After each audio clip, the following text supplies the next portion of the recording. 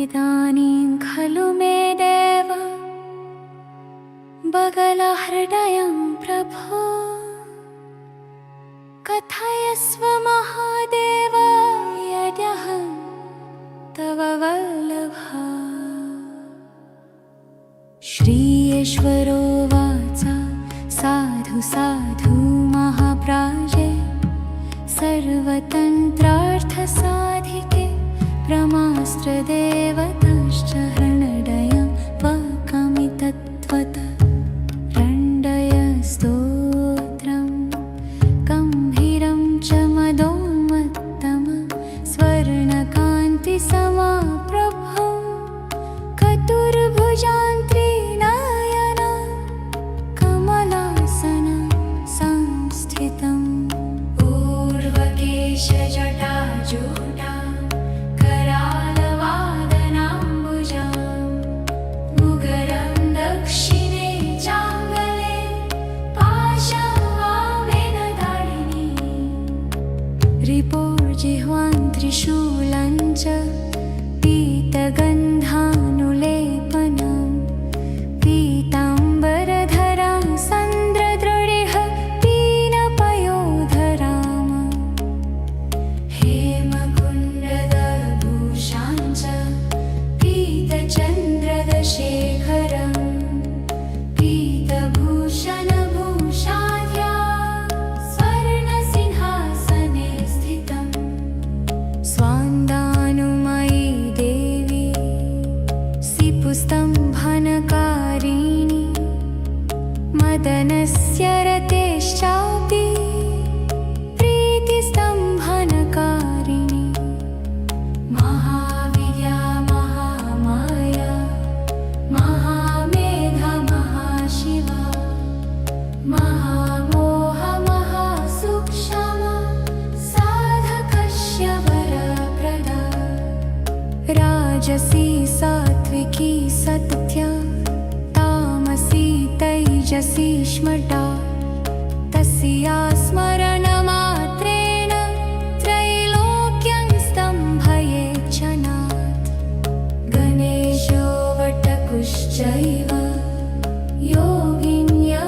योगिन्यक्षेत्रपालक गुरवश्च गुणास्तिष्ठो बगलास्तम्भिनी तथा जम्भिनी मोदिनी थाम्बा बलिका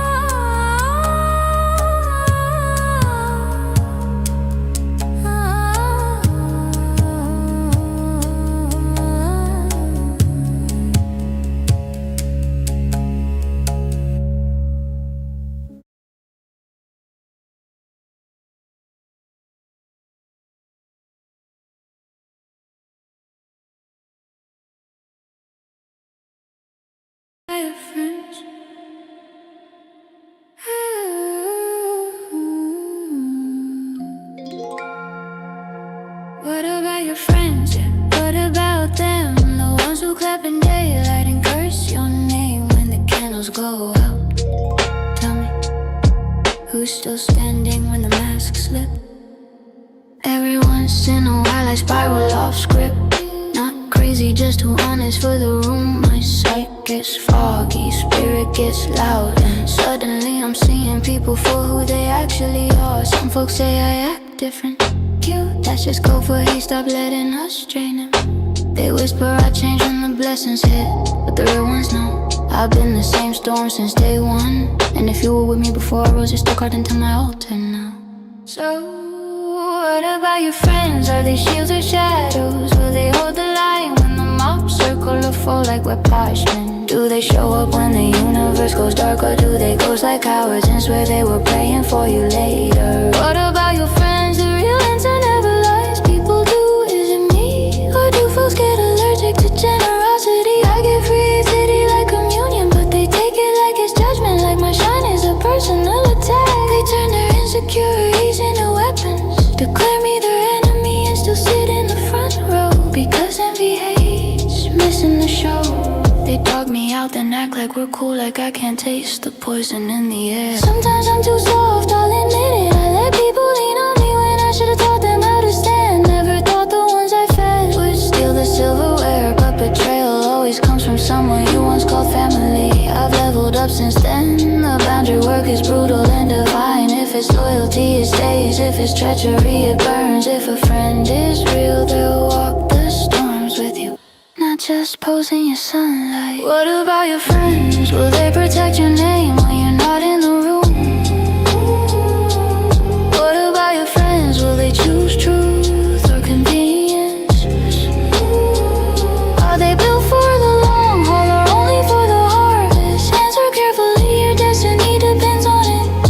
Is it me or is kindness dangerous in the hands of the insecure? I speak life, they hear mirrors. I build worlds, they feel small. That's not my crime, that's their shadow. They curse me in private and orbit me in public, because some people hate you and need you at the same time. People say I'm strange, strange means I'm strange free. I'll be your friend till you're mine too. But cross me once and you'll meet the version of me you pray doesn't wake up. Soft doesn't mean stupid, forgiven doesn't mean foolish. I know who deserves a seat and who needs the door. So tell me, what about your friends? Will they rise with you or wait for you to fall? Will they stand their ground or let you down again? What about your friends? Are they real or just rehearsing? Because in the cult of psyche, truth is fierce currency. Loyalty is holy and betrayal is expensive.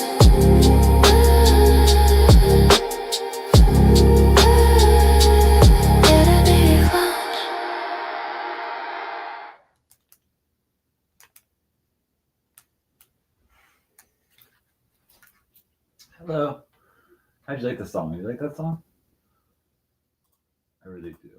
I'm sorry, I just got out of the shower. I think I'm gonna play one more.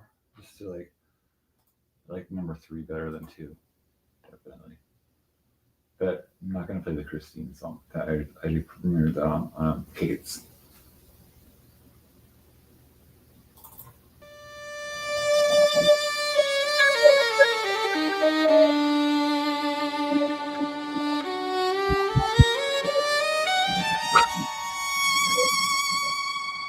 He mistook that wandering soul for me, as if a silhouette could carry my store. One careless glance and a stranger becomes my echo, a ghost wearing my outline, a fate wearing my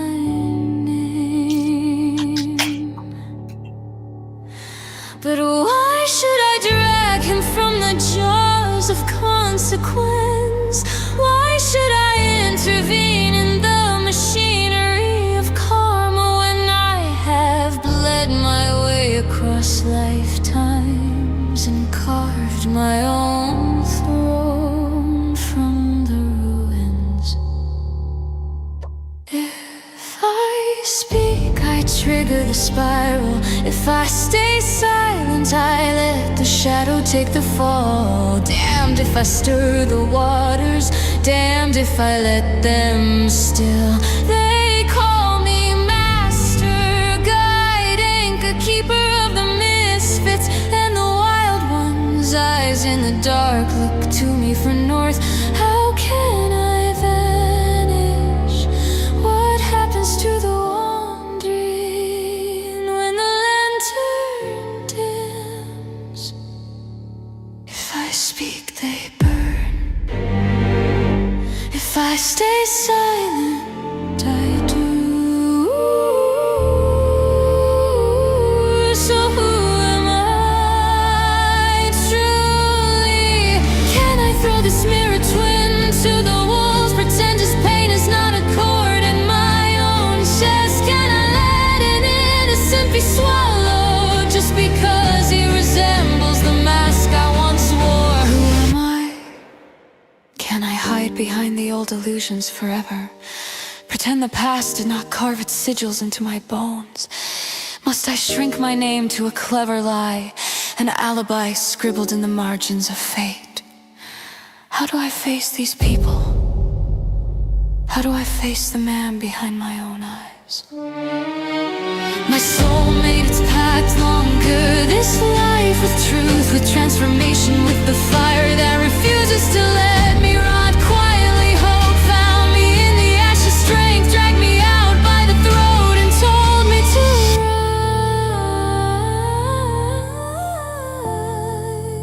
rise. And so I stepped forward before the tribunal of watchers, doubters, the trolls, the saints, the feral and forgotten. Who am I? Who am I?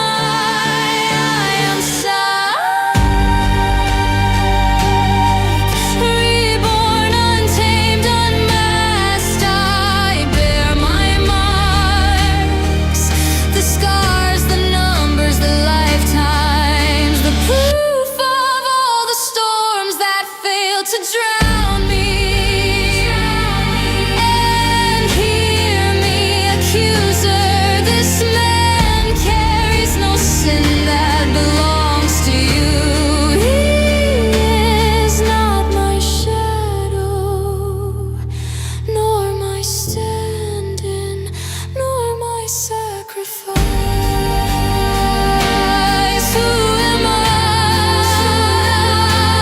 I am Father Psyche. I am the one who remembers. I am the one who returns, and my number, my name, my truth is carved in fire, not in chains.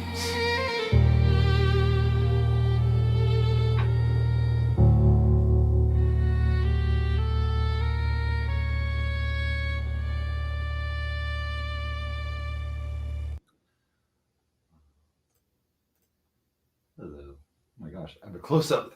We're ready for my close up, Mr. DeMille. Oh, it shrunk. I think I shrunk myself. Remember that was a movie, Rick Moranis? Anybody remember that? A little bit of my stuff. How are we doing tonight? It's like a little bit late. I slept yesterday like a lot, and then I woke up. I went on Kate's for like a little bit. She's real nice. I mean, she has a tough exterior, but she's like a nice person. She's like a good person, right?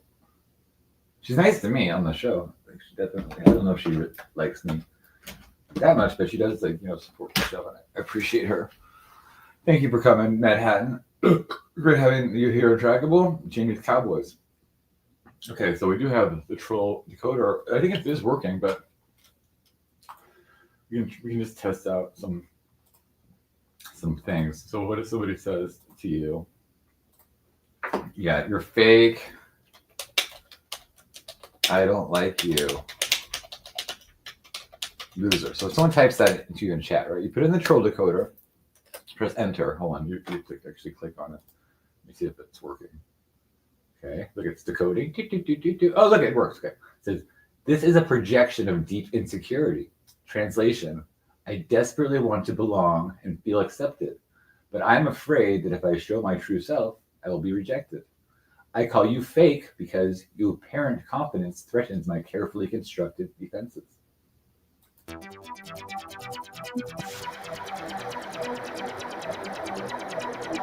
Okay, sorry. Yeah. Okay, so how about let me see. You're a FEKKIT. No, I get that sometimes. So what does that mean when I get a translation? Let's see. It says the attack on your identity stems from the troll's deep fear of anything that challenges their rigid way of gender and sexuality. They are attempting to project their own internal shame and confusion onto you, hoping that by diminishing your identity, they can stabilize their own insecure sense of self. Wow, guys, this is deep. I mean, it doesn't just say like, oh, it means, you're FAGGOT. It means they actually say what it really means. Like how about this is trash and you're a fake. Okay, so I think these might be like true actual comments that have been in the chat. Let me see what that means. Okay, so let's see. You're trash and you're fake. Okay, what's it mean? It means I'm struggling with my own authenticity and feel threatened by your efforts, which remind me of my own failures to pursue my goals. Seeing you succeed triggers my deep self-doubt, so I attack your validity to feel safer. How about that? You're so dumb. LOL, nobody cares what you think. What does that mean? Let's see. The troll decoder is working perfectly. I don't know who said it wasn't working perfectly.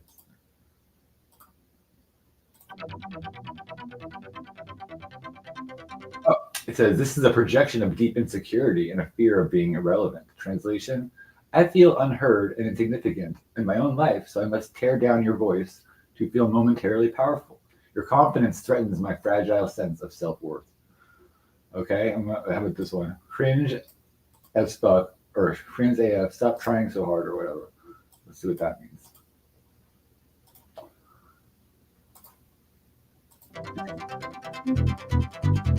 Oh, it says core emotion, fear and insecurity. Decoded truth: your willingness to put yourself out there and risk failure makes me deeply uncomfortable because I am terrified of being judged. I wish I had the courage to pursue my own passions without worrying about what others think. Right, guys? And so pretty right on. I'd say, that I think that I didn't even like really think I was gonna make that app, and then it's like, okay, well that's something that's needed. I mean, I had the book, but I needed an actual decoder because the book sounds like it kind of decodes,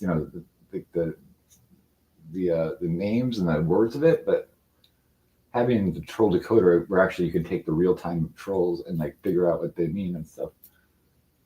I think I'm an innovator in that category, right? Has there ever been another troll decoder out there? So if you want to use a troll decoder, it's on Cult of Psyche website. It's free to use.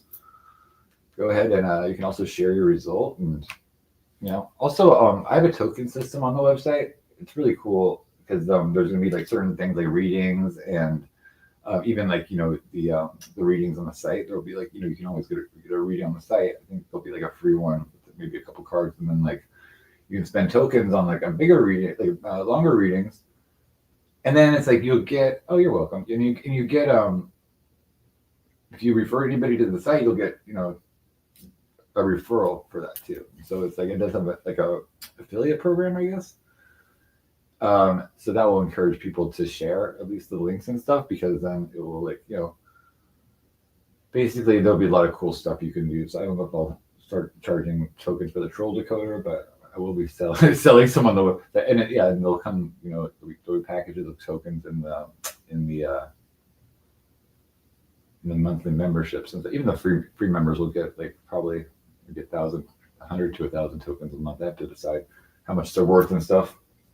But I'll be giving a lot of free memberships away, especially the people that have upgraded memberships here. They'll at least get on the $10 tier for free because the website's just starting, and I want really people to test it and to see how it works. And like I'll probably be giving away a lot more stuff than I'm like, selling on it at first, but I do also want to prove myself and get some good reviews up there. And I have some people that have helped me out with that already, and I put some of my Etsy reviews there. So I don't know, it's all exciting stuff. Okay, I've been working really hard on it. I'm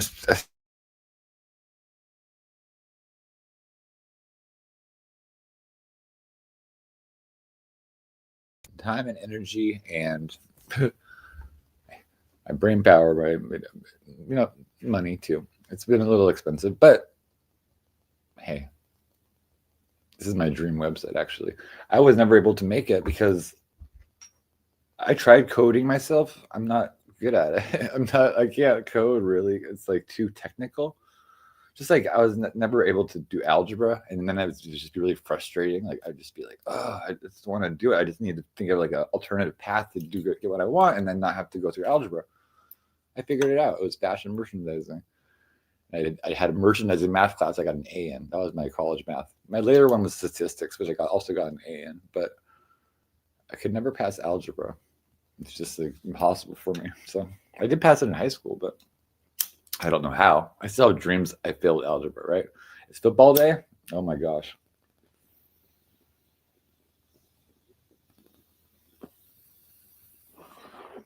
Well, I'm gonna share another song here. It's not a football song, but it is good. Let's see. With empty pockets and a heartbeat full of storms. No map, no name, no history, just a soul that shifts its forms.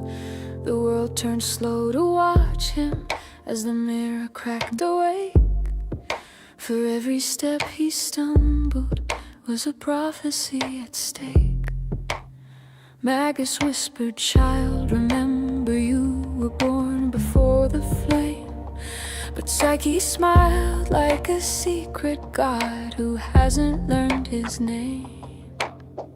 Oh, the path doesn't wait for Psyche. The path is a living thing. It coils around his shadow like a serpent wearing wings. He's the fool who leaps in silence, yet the world begins to sing. For the deck does not reveal him.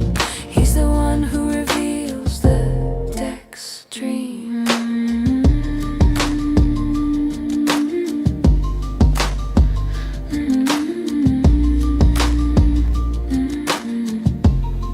Two queens called out to claim him, one of law and one of fire.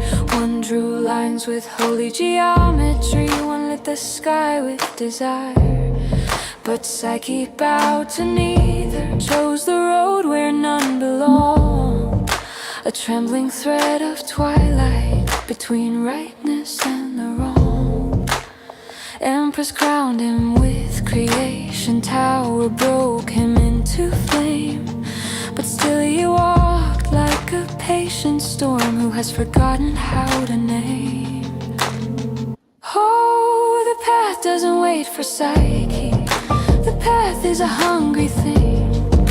It mirrors all his choices like a crow with mirrored wings. He's the fool who runs through absence, yet the ghosts begin to sing. For he's not learning the tarot, the tarot is learning him. Pillars rose in shining order, templex tore the sky apart. Shadows whispered truth like poison, desire carved runes in his heart. 8 thrones stood in judgment, 8 masks of gods unseen. Yet every face that met him was a face he used to be. Oh, he walks through them as they walk through him, as the world remembers his name. Down the stair of broken echoes, through the mouth of memory's tomb, he faced the undermined alone in the marrow of the gloom. There he found the child he buried, and the storm he tried to tame, and the world he thought was testing him was whispering his name. Oh, the path was carved by Psyche before Psyche learned to walk. The mirror only showed him what the silence tried to talk. He returns through worlds unbroken with the truth that splits the dark. He's the fool who lights creation with the spark behind the spark. And the world does not complete him, the world waits for him to begin. For the journey never takes him, he's the one who carries the journey within. Psyche walks first, Psyche walks first, Psyche walks first, so the others remember the way. Psyche walks first, Psyche walks first, and the deck awakens every time his footsteps stray. You're rocking the Parsons jersey? Yeah. Cool. Yeah, I don't know. I'm kind of depressed. Like, Ghost is mad at me, and then who else is mad at me? I don't think anybody else is really mad at me, but it's just like, get weird vibes from people. Hey, Rude. Hey, Rudy. Oh. I feel like I've been bad. Have I been bad? I don't think I've been bad. Maybe I have. But not really that bad. But anyway, I had 3 weeks off of the channel, and so it did hurt the algorithm. Plus, I posted a lot of videos today, so no notifications went out or anything. So I need to like figure out the best way to like be doing this. I think I should maybe like start posting stuff after the show and stuff. I don't know, but I am kind of being able to avoid porn bombs a little bit better. Plus, I know how to like take them out and stuff. But I got really lucky just getting my channel back. Wow, what a crazy. I still don't know how it happened. Chris K actually tonight was like, "Hey," he's like, "Well, I might have had something to do with it." I don't know about that, Chris K, but maybe you did. Maybe you did. I'm willing to say there's miracles, right? That would be a miracle. He got the. I mean, I don't know. Maybe he did. I'm not gonna discount him. People have very special talents and stuff. So let's just let's think the best. Okay, so now here's the AI generator. So what should I do for the background? I'm gonna say, how about Hindu Mother Goddess praise? How about that? Let me see what it comes up with. Yeah, they have a new feature on StreamYard where you can make an AI. Oh, it's pretty cool. Here you go. Look at this. Oh, I need to put it up here. It's coming up in a second. Make myself down. Smaller. Make myself smaller. Uh-oh. Here. Look. Pretty. It looks pretty much like Lakshmi, but Lakshmi pretty much is like the. You ever see like the Hindu art is like so specific on what they look like? Like it's like did they look like that? Like who drew these? Like who came up with it? Like the idea of like what they look, because it's like it's very uniform today, right? But and it's really interesting in Tibetan Buddhism. They have like even like crazier artwork for the deities. It's really like one of the most beautiful religions because it has this art of these like wrathful deities and these just fantastical, beautiful, peaceful deities. They're holding a lotus, floating in space and stuff like that. Just like in all different alien-looking things, right?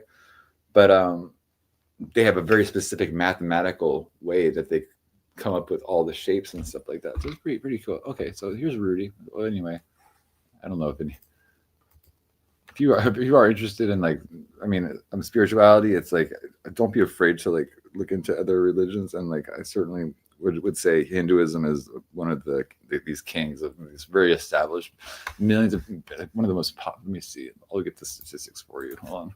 But I mean it's like, you know, and I'm not from India, right? But I believe that, I mean, even like in Tibet, they're not from India, but that Buddhism came out of Hinduism. And so I think that we can, these paths can be different in like different countries. We can practice them a little bit slightly different or adapt some certain things because we're different cultures, right? But it says it's a vast and diverse religion. It's not centered around a single figure or text, and there's not a single authority that dictates its practices. Instead, it's characterized by its pluralistic nature, where different sects and traditions coexist and influence each other. The core beliefs include a belief in the supreme being, the divinity of the Vedas, the cycles of samsara, karma, and the goal of moksha. These beliefs guide the actions and thoughts of Hindus, shaping their approach to life and their relationship with the divine. Hinduism's global presence reflected in its diverse practices and rituals, which vary across different regions and communities. The religion's teachings and traditions have been transmitted through various means, including texts, rituals, and the visual and performing arts. In summary, it's a complex and multifaceted religion that offers profound understanding of the divine and the path to spiritual liberation. Its beliefs and practices are deeply rooted in the cultural and historical context of India and have evolved over time, adapting to the needs and desires of its followers. And see, just like I said, so it's been adapted, but it has this core to it. I look at it a lot as symbolism, you know, but people can take it more as, you know, the actual deities, right? But there's this inner knowledge and lesson they all have in everything they hold, all their symbols around them, the animal they ride, their looks, there's different effects that they have and things like that. So it's kind of interesting. Anyway, how are we doing in chat? Is it time for some music? Yeah, Ghost. Of course it is. Always time for some music. So let's put on another song because Ghost is requesting one, or this guy in the chat. Let's see. How about what's this one? Came with empty pockets and a heartbeat full of. Oh, played that already. Well, it's this one. Yeah, that's the Neon Priestess. Okay. Okay. How about the comment?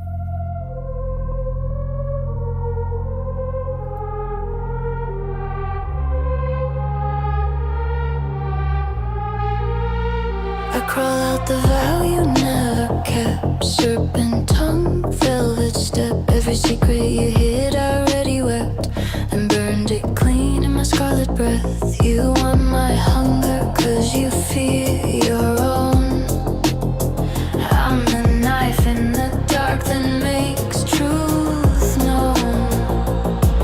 You cling to the mask, but I drink the core. I'm the sin you chase and the cure you ignore.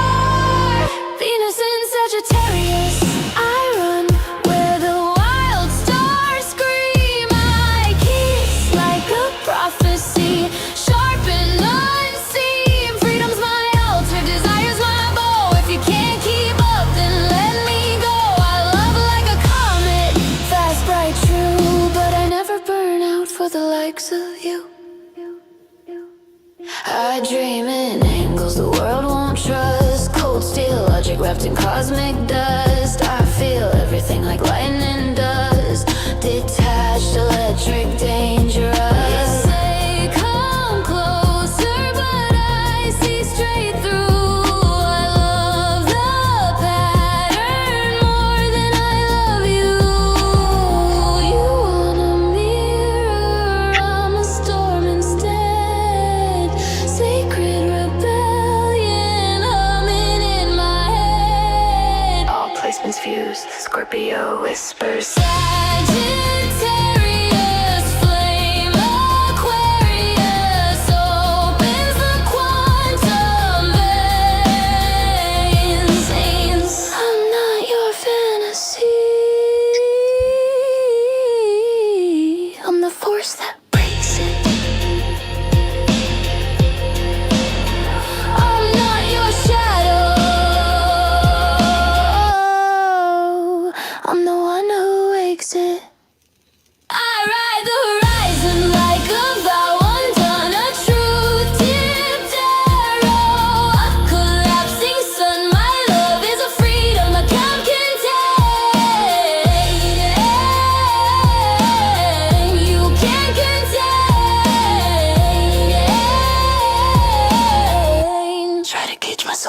I'll melt the chain.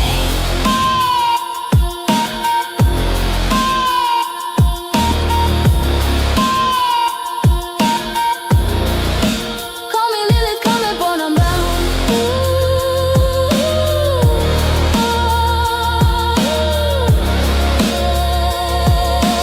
Arise where your fear keeps you underground.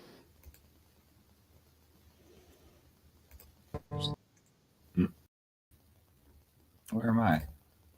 Who am I? Yeah, well, it is. I mean, it's probably almost time to go because there's nobody here, but you know, I don't give up that easy. I really don't. Here.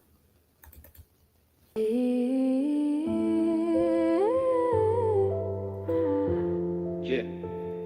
You didn't find us, we found you. Sorry about the weird feeling in your spine, that's normal.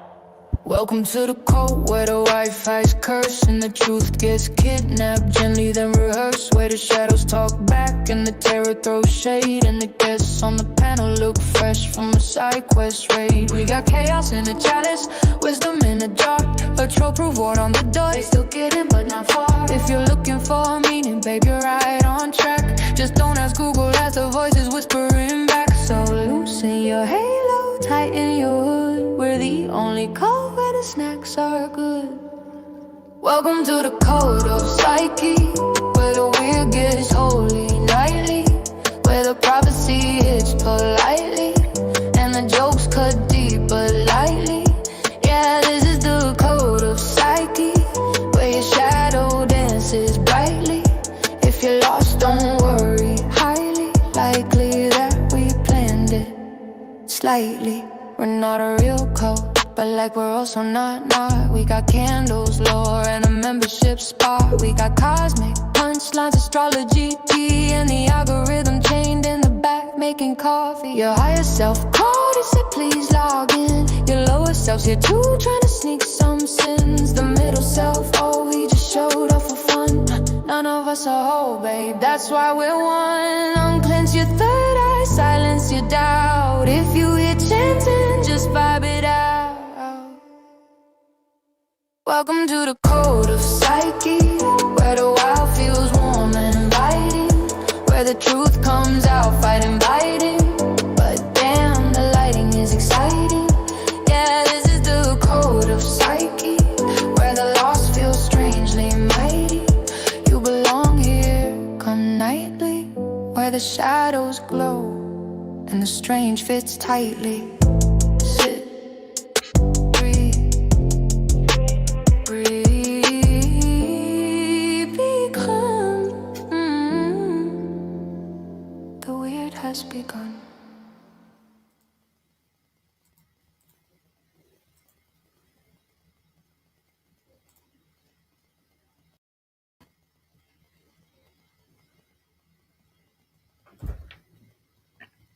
Okay, well, came on to hopefully have people here, but I guess everyone's asleep or away.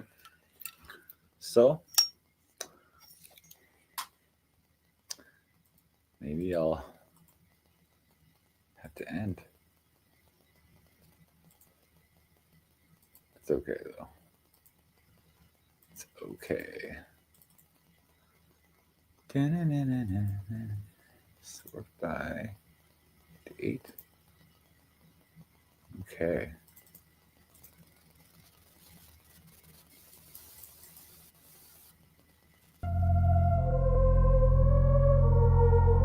Thank you.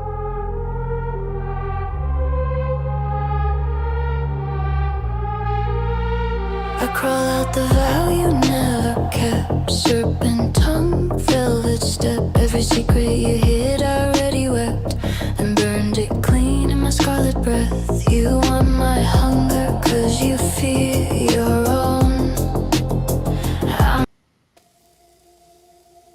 Sorry.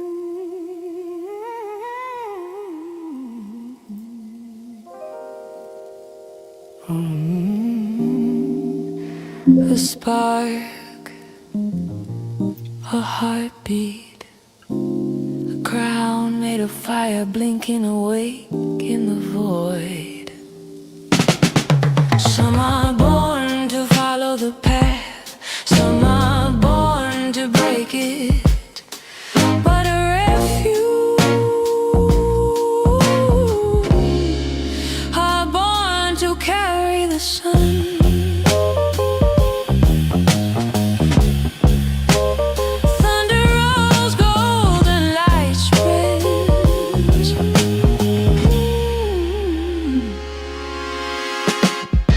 He rose from stone and shadow, carrying a roar the world tried to silence. A flame too bright for the cage they built him in. But fire doesn't obey. Fire becomes the law. Beat drops slow, royal, ritualistic.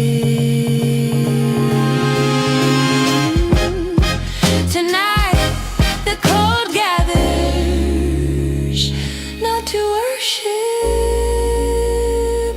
to awaken.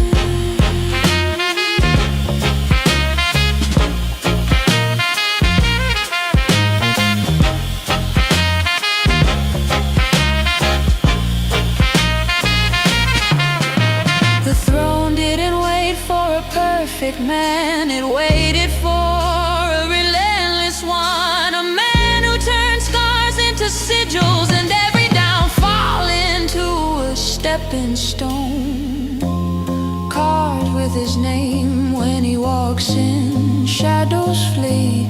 When he speaks, the future adjusts. Not because he demands it, but because destiny already cried.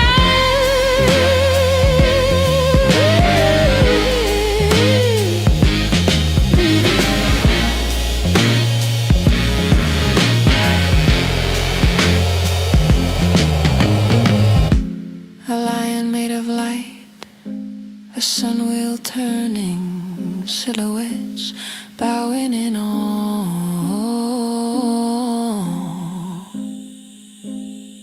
Behold the flame that refuses to fall. Behold the architect of fate. Behold the myth reborn in mortal form. This is not just a channel, this is not just a show. This is the cult of psyche, where prophecy performs, where truth has teeth, and where the king returns in real time. Stand tall. Stand radiant. Stand ready. Stand radiant.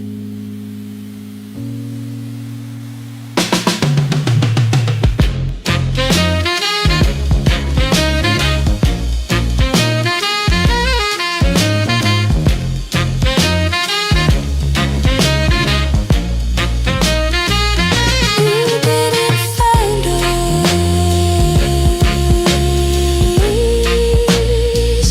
The lion found you.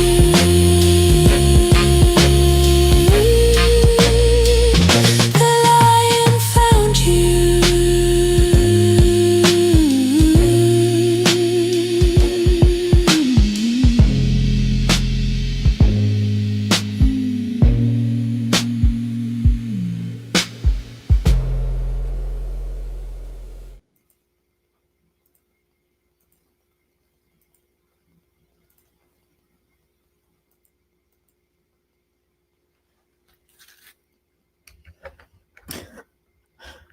Thank you, Jamie. Thank you. If I go like this, then I have my green screen and I can put some stuff on it. I like these kind of like late nights. There's not all these people here. Let me see. Oh yeah, I do have a cool thing here. I have a background. New background. Let me see. Not new to background, new background. Let me see. Pictures. I think around here somewhere. Oh, probably in downloads. Downloads. Oh yeah, here we go. I think this is it. Okay. How does this look behind me? We'll see how it looks. Oh, there you go. I feel like I'm in the labyrinth, right? It's kind of like the labyrinth. I do have an animated one, but I don't think the animated one works. So there we go. I'm in this beautiful. I did a lot of these really cool image generations, like made the Mahavijayas and like a lot of different aspects. Like for example, we have Kali, of course, right? There's a psychedelic Kali. Okay. There is Tara. Where's Tara? Tara is like very similar to Kali, but she's like a little bit calmer. Let me see, where is she? She's kind of like a meditator. I think this is her right here. This is Tara. Okay, she's blue. In Buddhism, really um, you know, they love Tara in Buddhism. There's like I got actually initiated into the white Tara. It goes Om Tare Tutare Tutare Namaha. You learn the mantra and stuff. Okay, that's Tara. And who's number 3? It's her name is Lalita, or Tripura Sundari. She's like the ultimate, and she looks like this. Okay, that's the Sri Yantra behind her, which is like this beautiful. All these triangles put together, making like a lot of triangles. I think it makes 43 triangles, and it's 9 total triangles, like 4 on top, 4 pointing down. It's all these other triangles, but yeah, so okay. And then we have number 4 is, I think her name is Buneshvari. Buneshvari. She's going to be, basically means like this, the universe is like limitless and, goes on forever. I think this is her right here. Okay, she's kind of plain one. She has like some braids. Okay, then we have Bhairavi. Bhairavi she's wrathful. She's in this cremation ground. She's the color red. I think this one's her right here.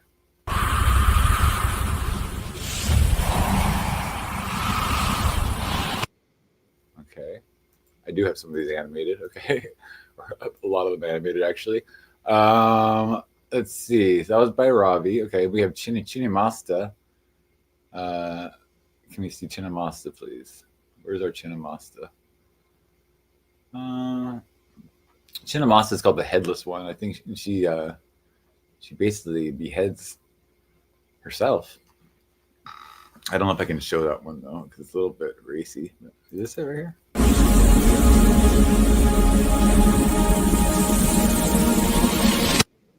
Okay. Well, let's call that one Chinnamasta. Okay.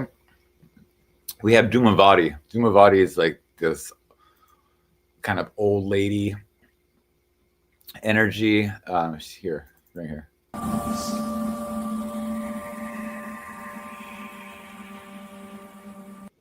Okay, Dhumavati.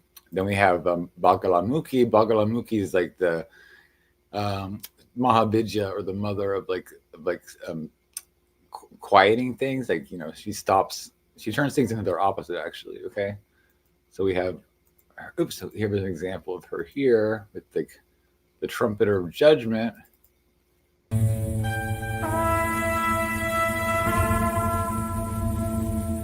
She's about to put her hand inside the trombone and say, no, doesn't sound right yet. Okay, and then, okay, we have Matangi. Matangi is a beautiful green woman, right? I have her here.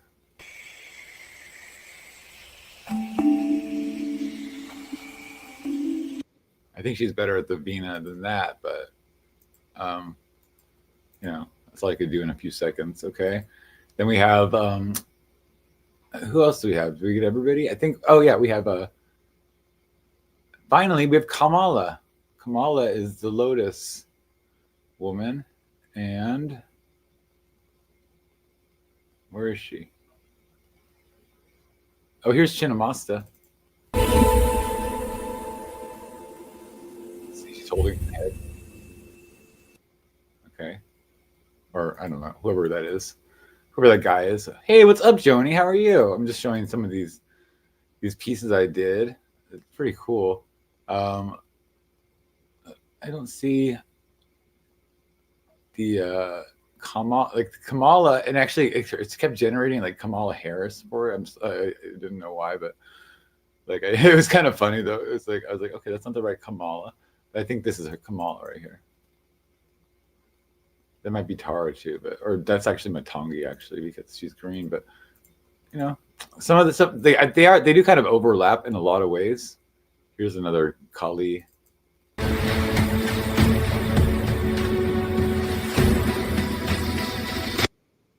Pretty cool. Kali, okay.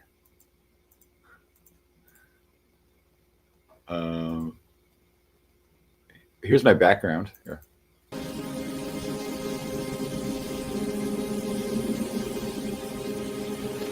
can have that. I can have that up, like, moving. Hello, sweetheart. How are you? So I had a lot of fun generating some of these wisdom goddesses because they're just like so inspirational and interesting. Here's I'll show you a few more generations. They're just pretty cool. Let's see. We have here.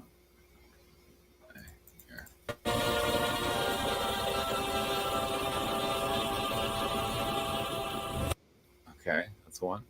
Hey guys, welcome in. Welcome in. Sharing some art. So this will be my tarot deck actually. Like a lot of these cards are going to be in the deck. Okay, I'm going to delete all these other clips. Okay, and then what else do I have? I have like well, here's I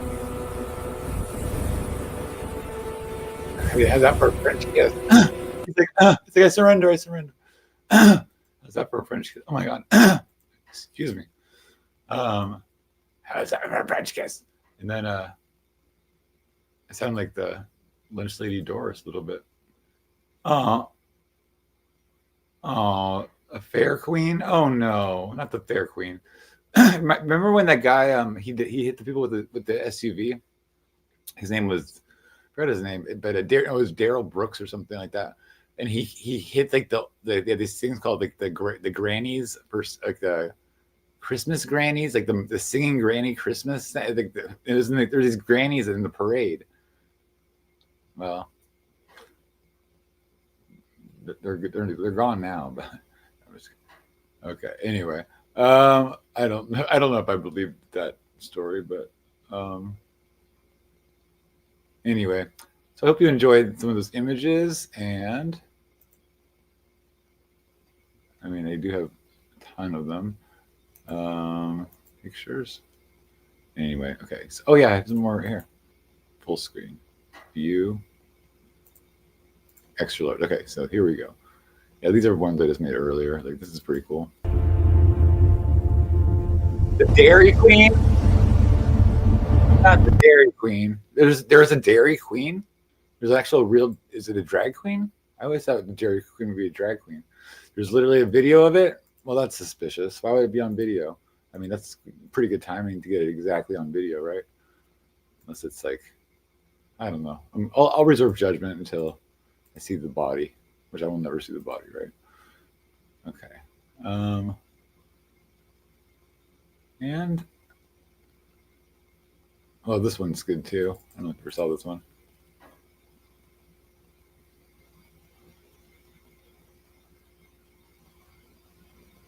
See, she blew me out at smoke.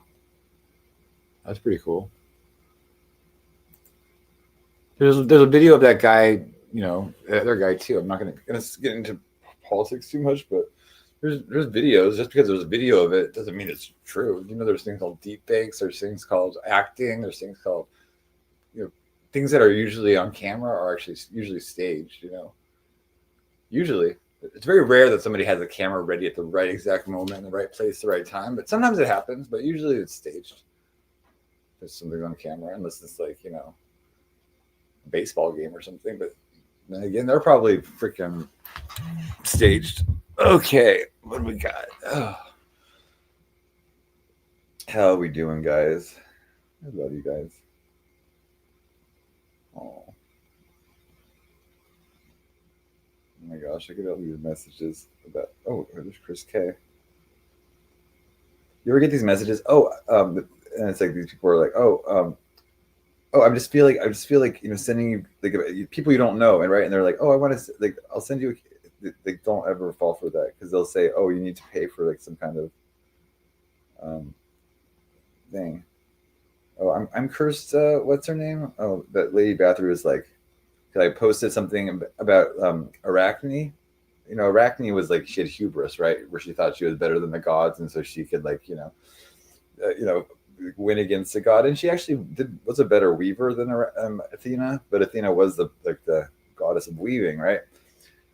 So she was so ashamed she was about to unalive herself by hanging, and then Athena turned her into a spider, and so like the noose turned into like her spider web, right? And so interesting story. But I was like just talking about like I wasn't referencing anybody like saying anybody else was cursed or anything like that. I was just saying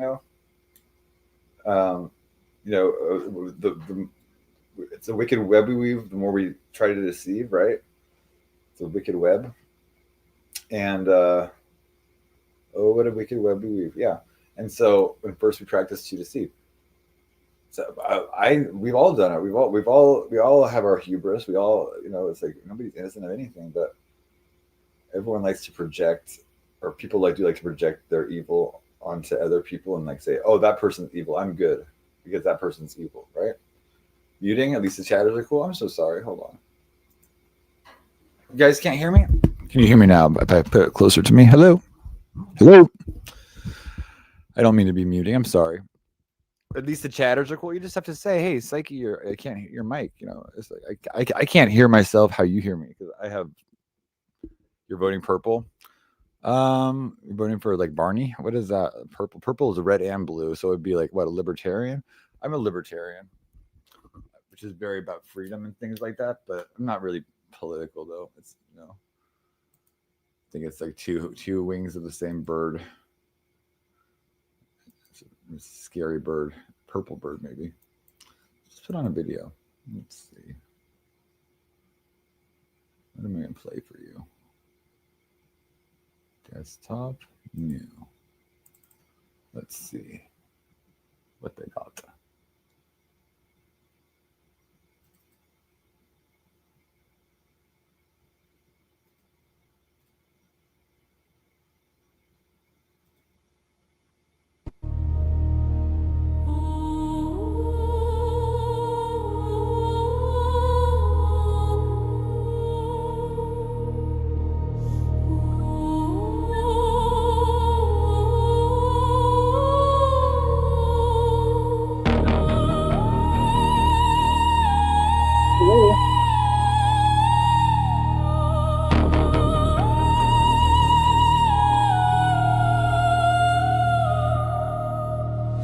Hear the stone awaken, hear the mountain breathe. A soul in armor walks the dawn, fire beneath the winter wreath. Capricorn rising, shadow crown, a cardinal titan breaking ground.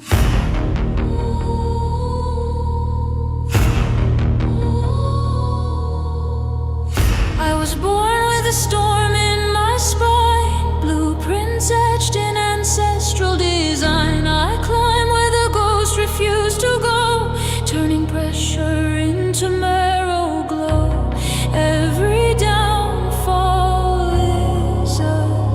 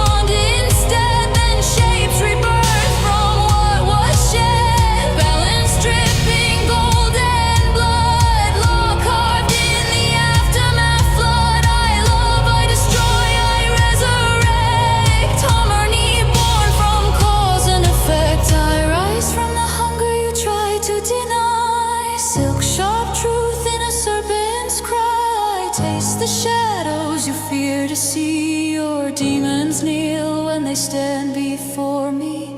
Lilith's mark upon my core. What you call too much, I call war. The golden roar splits the sky. A throne appears where destinies die. I am the fire you were meant to meet. The lion crown rhythm of your heartbeat. Spotlight calling, prophecy bold. I walk the path the stars foretold. Stone tongue, comet heart, lightning mind. Shadow kissed, justice aligned. Mountain walker, flame untamed. Reborn in every name I've claimed. This is the song of the soul unchained. The psychonomic on oath ordained. When I speak, the future bends. When I rise, the cycle ends. I am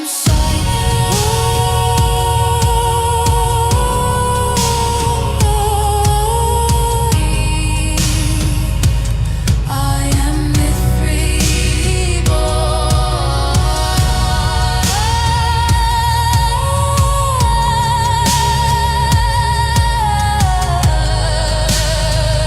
I am the fire that fractures the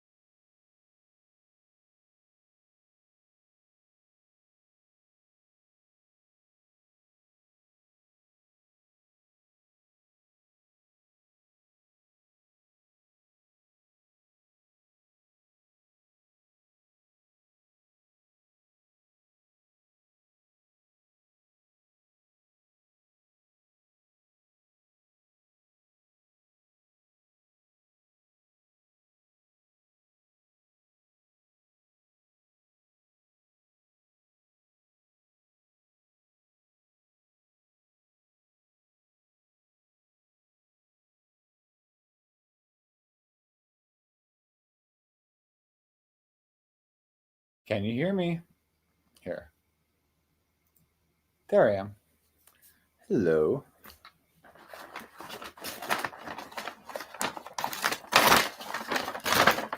Lenore. Are they faking, Lenore? Ooh. Kitty cat. Huh. Lenore, you like cream? Here. Lenore's looking. I don't know where Rudy is. Rudy must have gone on set. Rudy! Here, Lenore. Want cream? Here. Oh my gosh. Here. Watch. Turn up the background. There.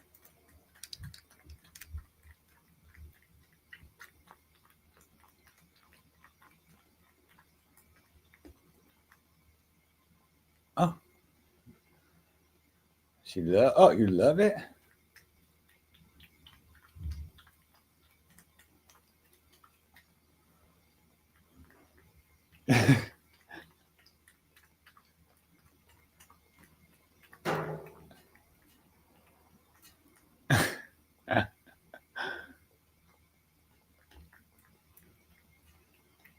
Good kitty cat. Good? Cats love a nice fresh cream. Okay. How are we? Let me see. I'm going to put this back. Let me see. In hand. Okay. There. Put that on like that, and then it'll be like that. And now it's kind of better. How are we, guys? There. Is that pretty? How pretty is that? I can't believe like I own these images because I generate it. It's pretty crazy. Right there we go. That's beautiful cups. I designed a bunch of tarot cards. The last one's your new favorite. Oh, you like the song, Shan? Oh, thank you so much. You like that song? Yeah, that was a good one. Oh, thank you. Yeah, I'm really so that one's called the Psychonomicon. Okay, and I have like basically 4 that I put into like a set, and so there's like the Psychonomicon. There's I Walk on the World. I put a few. Where did I get the snake step? I got this on, and it looks like this. Those look like snakes too, huh? I got this on Temu for a very good deal. Okay, very good deal. So, and I love it. I love it. Unfortunately, my blonde wig, I did put it through the wash, and because I dropped it in cat food. Okay, and so I put it in the washer because it had cat food on it. Okay, look what happened to it. Look how sad it's turned into. I mean, it still works, but look, now it looks like Betty Davis or something. I mean, it's just a disaster. Look. Remember how good I looked? Look, it looks really bad. Now it looks bad. Now it looks like I have dreadlocks and stuff. Look. What happened to this wig? I just put it in the washing machine one time. Look. I mean, it's like, does it look cute? Do I look more or less like Vegan Patriot? I need to know. I need to know.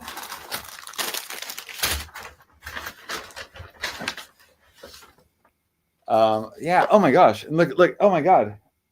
It's like all bunched up in the wrong. Oh my God. Look. It's like misshapen and stuff. What happened to it, guys? So don't put your wig in like in the washing machine. I don't think it's very good for it. I think you're supposed to.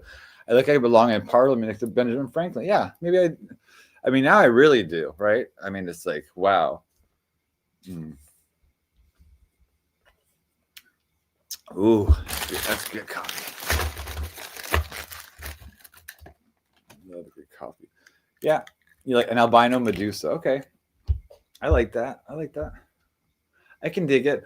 Actually, I made one of the Matangi things I made. It's like I put her in snake hair, which is crazy because there's also an Indian goddess named Manasa. If you read the story of Manasa, it's like the same story as Job, basically, except instead of like the devil, it's like this snake goddess named Manasa that says makes a deal to like, I think she was trying to steal this guy's property or something like that. But and he was like this like sage, and so they started killing all his like family and stuff, and then eventually he like started worshiping her, and I think everything was cool after that. But okay, what is this one? Oh, that's the ghost song. Okay, let me see. What is this one? Okay, Psychonomicon. Okay, what's this one? Storm. I got that one. Okay. What's that one? Okay, that's Lilith is on the comment. Huh. Who am I? Shamala Dhammakan. Oh. There once was a nurse named Christine, with a frown sharper than her hygiene. She blocked half the chat and their cousins with that, like a digital grumpy machine. She'd scold and she'd glare and she'd mutter while buttering up folks she liked to butter.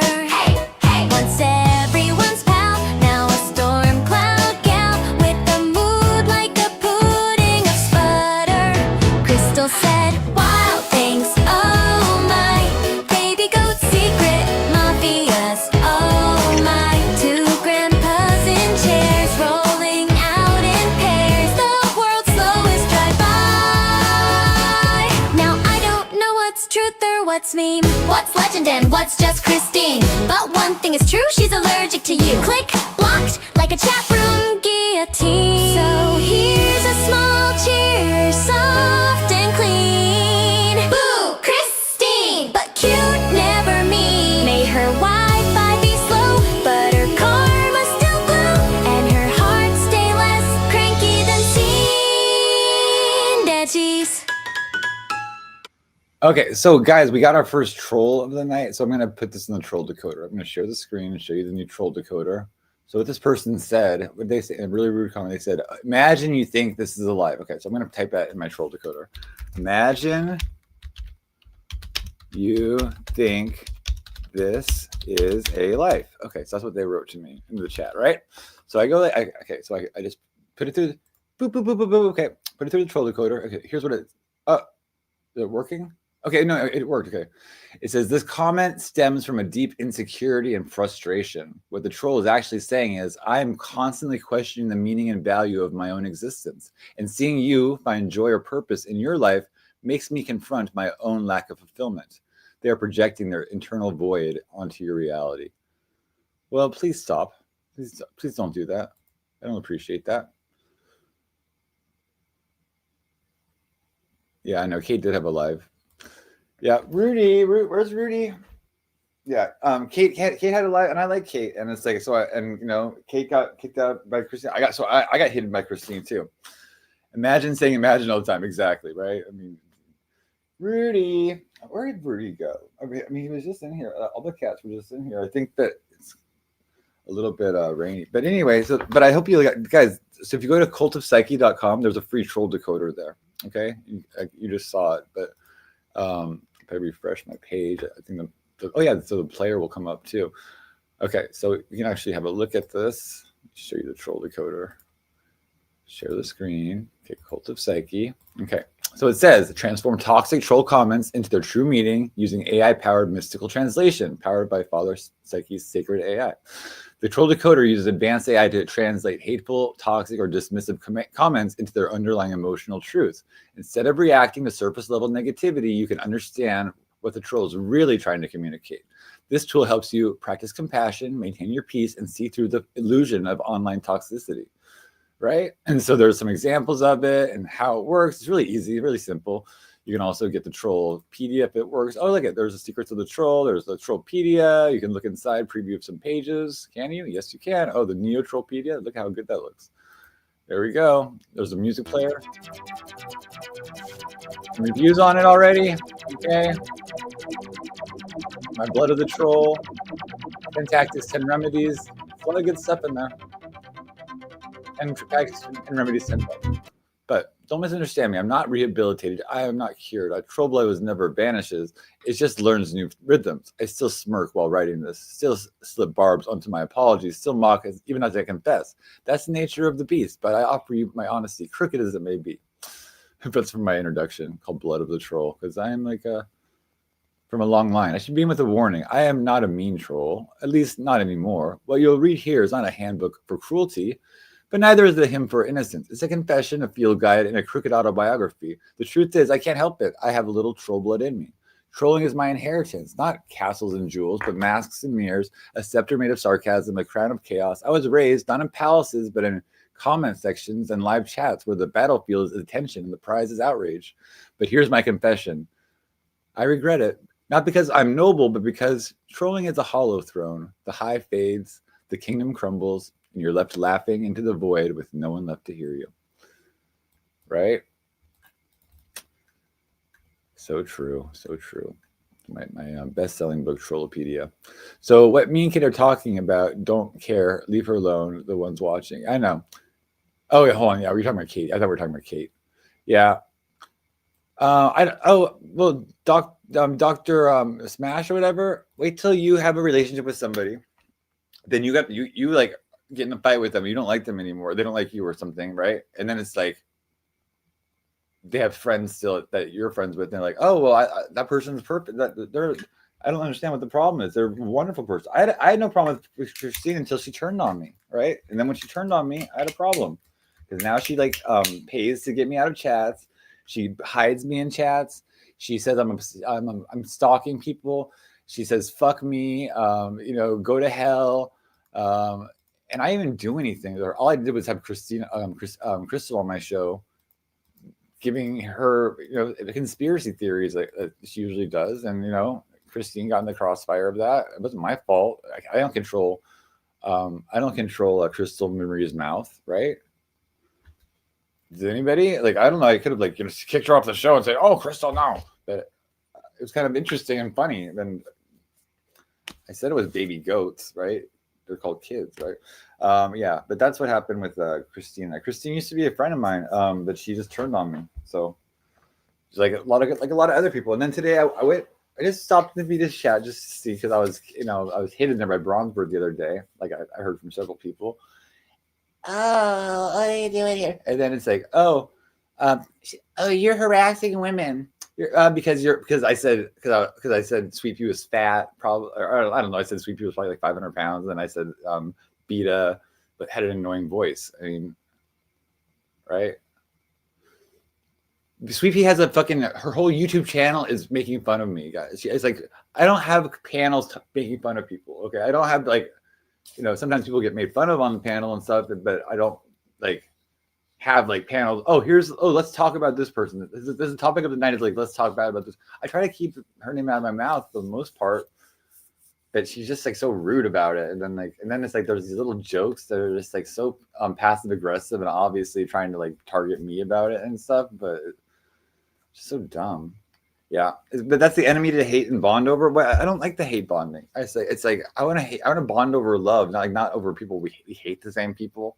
That's pretty shallow, right? It's a pretty I don't know. It seems like I'd rather bond over love than hate. You can just ignore the people you hate and then pay attention to people you love or something like that.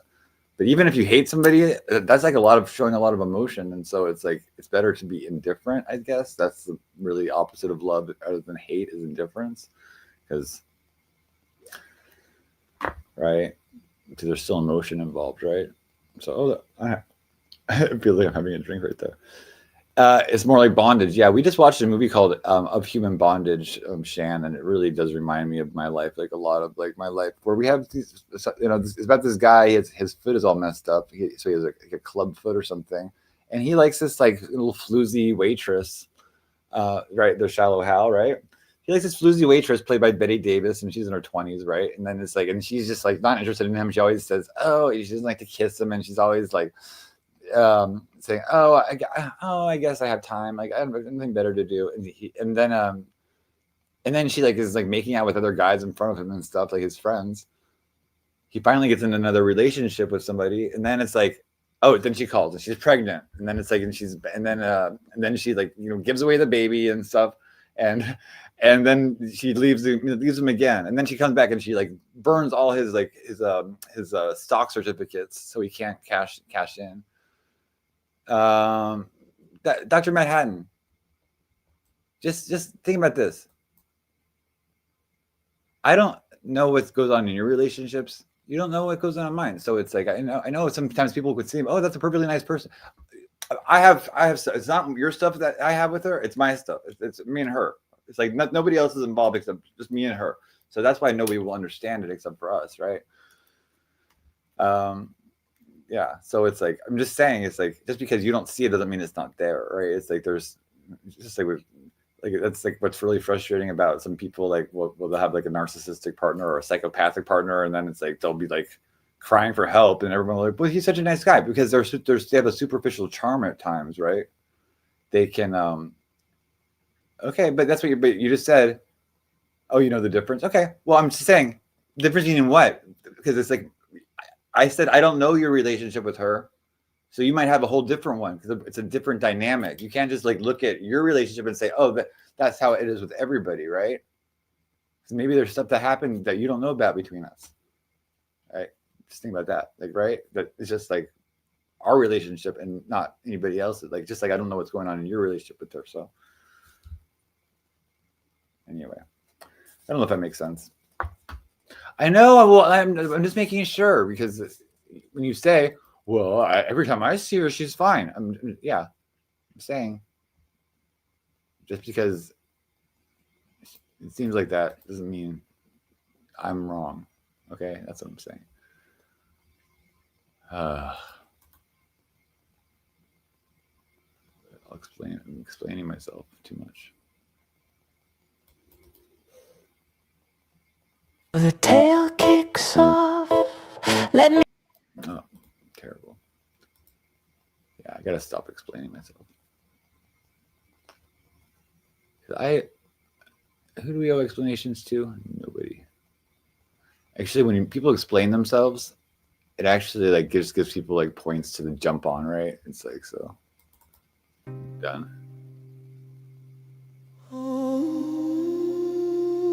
Okay. Well, I had the same experience up until she just like dumped me and like told me to go to fucking hell and shit.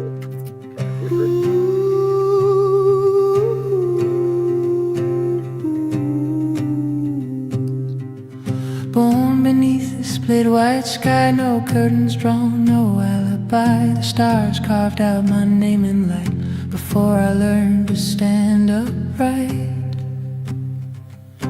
Thunder lives inside my chest, a mirror that won't let you rest. You see yourself when I walk through the shadows, run from what is true.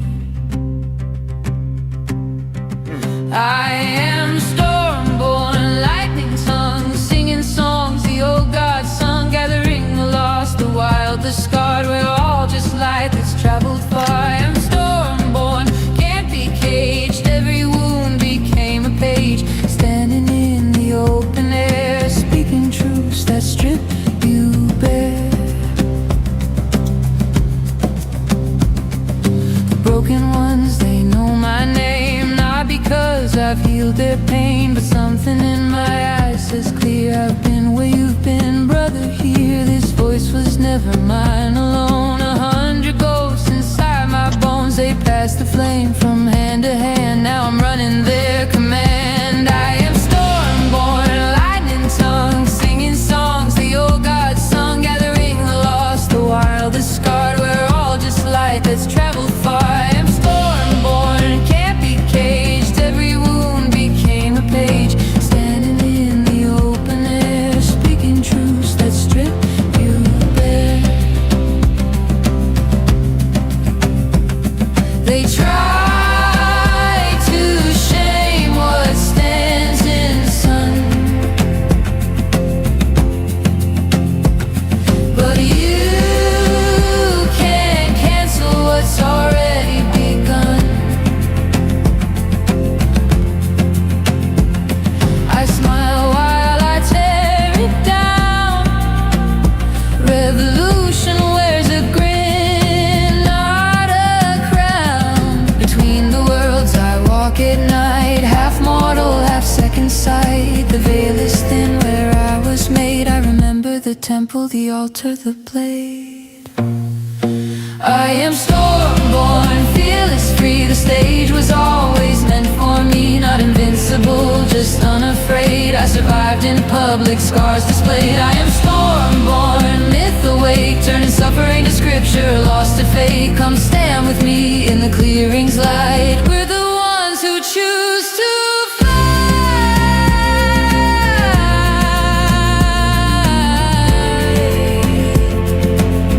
before the world remembered my name, it already knew my flame. Storm-born architect of change, leading strangers through the strange. We are storm-born. We are storm-born.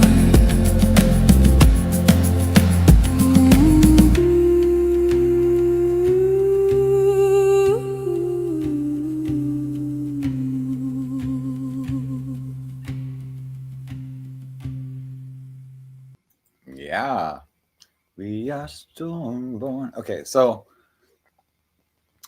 I was like, I really, I do listen to a lot of Hindu music and mantra and things, but and I was like, I never like would really put it too much of it in. Hey, Jesus Christ, I never put too much of it through the generator, because I just assumed that it wouldn't sound right, because it's like very phonetic. How they, it's like you have to just put in the phonetic stuff, and then I remember like the last one didn't do it too well, but this one it's like actually like fixed it, so it pronounces it perfectly.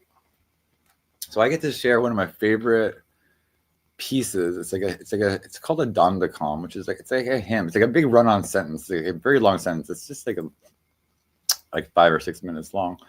I'm not gonna play the I'm not gonna play the video because the video kind of it doesn't do them justice, and so I'm gonna just play the song, and I'll play the shorter one. Let me see. Okay, yeah, I'll just play this. I'll play this high quality song, and then I'll put images to it, and you can watch. I'll do a slideshow to see how you like it. But you probably won't understand it, but it's like just listen to the sound of the words. It's amazing. Really, it's one of the best, I think, the most amazing things out there to listen to. Okay, so let's see, downloads. Where is it? It's called. Okay, downloads. Okay. It's Dondacom SD. Okay. MP3. Okay, where is it? Open file. Always, where is it? Okay. Let's see, media assets. Okay, here we go. Add. Here it is. Okay, got it. And I'll put up some images while we do it. This is about Shamala, who's Matangi. Okay, right there.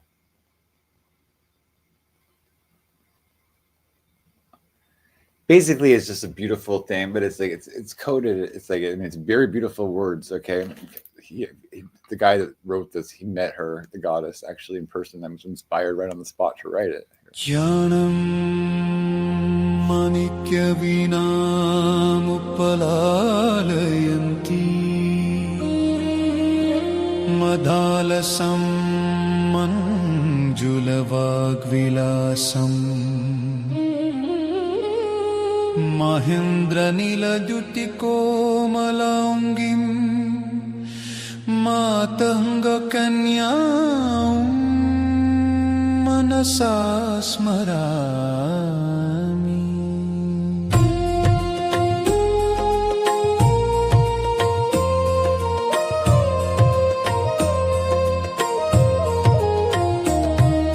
Chaturbhuje Chandrakalavattam se Uchonate kumkumaragashone Pundradekshupashankusha Baణहस्ते नमस्ते जगदेका मातः योग माता मरकतश्यामा मातंगी मदशालिनी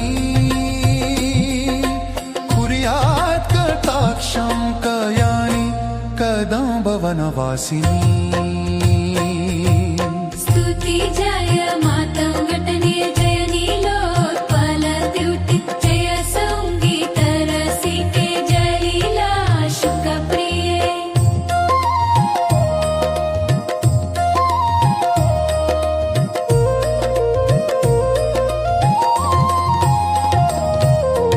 दण्डकं जय जननी सुधा समुद्रान्तरुद्यन्म निद्वीप संरूध बिल्वाटवी मध्यकल्पद्रुमा कल्पकादम्बकान्तरवास प्रिये कृत्तिवास प्रिये सर्वलोकप्रिये सादरारब्ध संगीत संभावना संभ्रमालोलनी पसगाबद्ध चूली सनाथ त्रिके शानुमत्पुत्रिके शेखरी भूत शीतं शुरे कामयूखावली बद्ध सुस्निग्ध नीलालकश्रे निशोंगारिते लोक संभाविते कामलीला धनुस्सन्निभ्रभ्रूलता पुष्प संदोह संदेहक लोचने वाक्सुधा से छने चारु गोरोचना पंक के उइललामाभिरामे सुरामे रामे प्रोला सद्वालिका मौक्तिक श्रेणिका चंद्रिका मंदलो दुभासिलावण्य गंध स्फुरत्स्फलन्यस्त कस्तूरिका पत्ररेखा समुद्भूत सौरभ्या सम्भ्रान्त भृङ्गाङ्गना गीत सन्द्रीभवन मन्द्रतन्त्री स्वरे सुस्वर रे भास्वरे वलकी वादन प्रक्रिया लोलता लीदला बद्धता टङ्कभूषा विशेषान्विते सिद्ध सम्मानिते दिव्यहालामदोद्वेलहेलालसत् चक्षुरान्दोलनशी समाक्षिप्तकर्णैकनीलोत्पले श्यामले पुरिताशेषालोकाभिवाञ्छा फले श्रीफले स्वेदबिन्दूलसत्फललावण्यनिषन्द सन्दोह सन्देह किरणासिपामौक्तिके सर्वविश्वात्मिके सर्वसिद्ध्यात्मिके कालिके मुग्धमन्दस्मितोदारवक्त्रस्फुरत्पूगताम्बूलकर्पूरखण्डोत्करे ध्यानमुद्राकरे सर्वसम्पत्करे पद्मभास्वत्करे श्रीकरे कुन्दपुष्पद्युतिस्निग्धदन्तावली निर्मलालोलकल्लोल सम्मेलन स्मेरशोनाधरे चारुवीणाधरे पक्वबिम्बाधरे सुलालिता नवायौवनारम्भ चन्द्रोदयोदयललावण्यदुग्धार्णवाविर्भवत्कम्बुबिम्बोकभृत्कन्थरे सत्कलामन्दिरे मन्थरे दिव्यरत्नप्रभाबन्धुरक्षणनारादिभूषा समुद्योतमाना नवदियङ्गशोभे शुभे रत्नकेयूररश्मिच्चटापल्लव प्रोलसद्दोल्लताराजिते योगिभिः पूजिते विश्वधीमन् तलव्याप्तमाणिक्य तेजस्फुरत्कङ्कणालङ्कृते विभ्रमालङ्कृते साधुभिः पूजिते वासरारम्भवेलासमुज्जम्भा मानारविन्द प्रतिद्वन्द्विपाणिद्वये सन्ततोऽद्यद्वये अद्वये दिव्यरत्नोर्मिका दीधितिस्तोम सन्धियायमानाङ्गुलीपल्लवोऽद्यन्नकेन्दुप्रभामण्डले सन्नोतखण्डले चित्प्रभामा मण्डले प्रोलसत्कुण्डले तारकाराजिनीका शहरा बवलिस्मेरा चारुस्तना वलीच्छेदवीची समुदट् समुलास सुन्दर्शिताकार सौन्दर्य रत्नाकरे वल्लकी भृट्करे किङ्कर श्रीकरे हेमकुम्भोपमोत्तुङ्ग वक्षोजभारावनम्रे त्रिलोकावनम्रे लसद्दृष्टगम्भीरनाभिसरस्थिरशैवालशङ्काकर श्यामरोमावलीभूषणे मञ्जुसम्भाषणे चारुषी छट्कटी सूत्रनिर्भत्सितानङ्गलीलधनुःशिंशिनीडम्बरे दिव्यरत्नाम्बरे पद्मरागोलसमेखला मौक्तिकश्रोणिशोभाजितस्वर्णभूभृट्टलय Chandika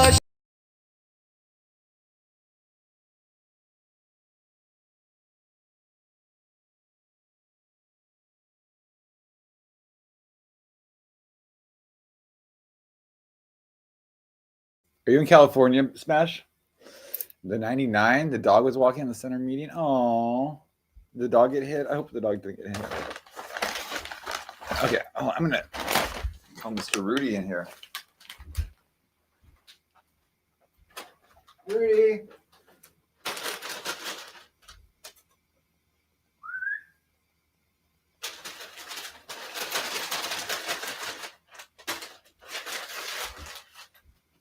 Here, Lenore. Here. Oh, here's Lola. Lola. Oh, but yeah, I hope you like that, what you did here, because I just didn't want to play it like too many times because it's a shorter version of it. But it's like, I can say a little bit of it. I know if someone goes, Manikya vinam upalalayanti Madalasa Manjula Vagvilasam Mohendra Nila Tyuti Komalangim Matang Vasipre. That's all I know by heart. Here, babe, have some bacon. Some bacon? Here. Here's Miss Lola, my lappy lap. Oh, hello, Miss Lola. You're a good cat. You're a good cat. I know people were talking all day about my floor and stuff today. It's kind of ironic because I did like clean my floor today, and then it's like, but people thought it was like so bad. It's not terrible though. I mean, it's like, yeah, it's an old carpet and stuff. I was, I was once told I was going to get hardwood floors and stuff. And that changed. I never got them, but yeah, it's like, it's not great. I would love, I mean, I do like, smoke, if you see my nails, the floor is eventually going to get dirty too, right? But hey, there we go. But anyway, let me put my wig on. I feel kind of, yeah, this actually worked out. I finally got, it's like an octopusy wig or whatever. Hold on. I don't know. It's just like, it kind of works. Okay. Did you guys see the new shorts I put up? Let's see how they look. I put up some new shorts today. Oh, I hear people outside. Let's see. Like, because I've had so many people will attack donators out of jealousy because they don't want but would they turn down any kind of donation? It's like so here's Ghost right here. So come on up, Ghost. There you go. Can you guys hear me okay? Get your wallet out, buddy, if you want to be up here. Okay? Yeah, cool. Can you guys hear me okay? Logger's such a dick. Huh? Ghost yeah, psych the problem. The psych. He's ripping that shit. You got to try to get more entertaining people up here. Yeah, cool. What you shut up. Go ahead. What did you just call me? I didn't call you anything. You called me a closeted something. Can you repeat it? I called you top donator, and I said you're closeted. You never. Real quick, Natty, just real quick. You may be a closeted homosexual. And you may be a serial killer. I don't have any proof of that, so I wouldn't call you that. You might be. We don't know. Why would I make that claim if I have no burden of proof? So why'd you just call me a closeted homosexual? I'm just going off of what He might be, because Alexandra and I were looking at and Trisha Licious, we were all looking at like these unsolved cases in like Oregon or wherever he's from. I think right. We were looking in his town to see if there's like missing women, because Alexandra had like that really down right when she's like, "Show me that smile again," because he actually said that was one of his favorite songs. And so let me see. I'm gonna play that her video. It was so funny. Is it called "Show Me That Smile Again"? It's called. Let me see. Vlogger.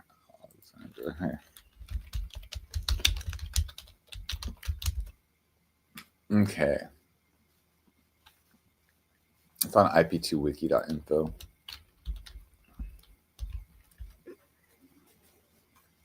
Where is it? Come on, blogger. Show me that smile again. Don't waste another minute on me crying. The best is ready to begin. As long as I like that song actually, because I grew up in the '80s. But oh yeah, it's called "Stumble You Might Fall." So let's put it on. Can I hear this one?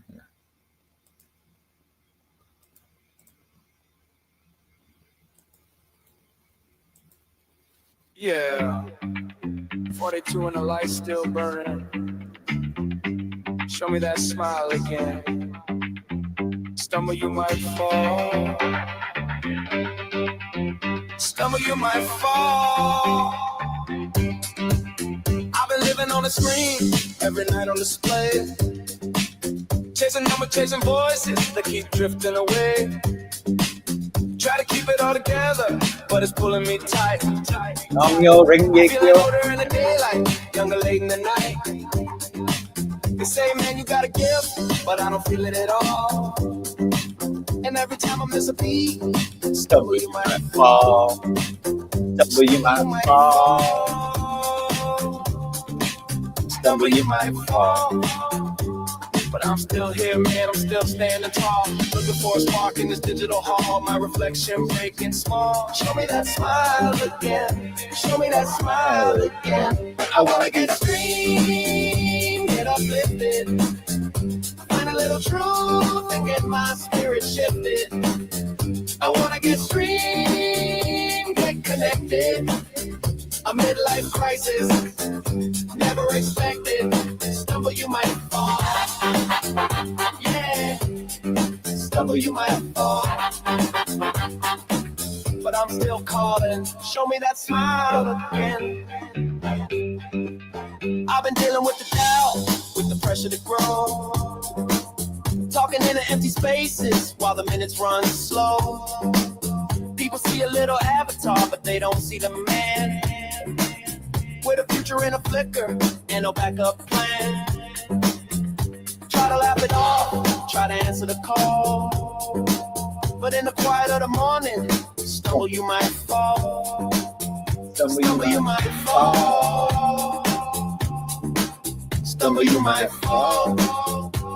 But I keep moving, yeah, I'm giving it all. Got the chat scrolling fast on the side of the wall. Feels like a lifeline after all. Show me that smile again. Show me that smile again. I wanna get extreme, get uplifted.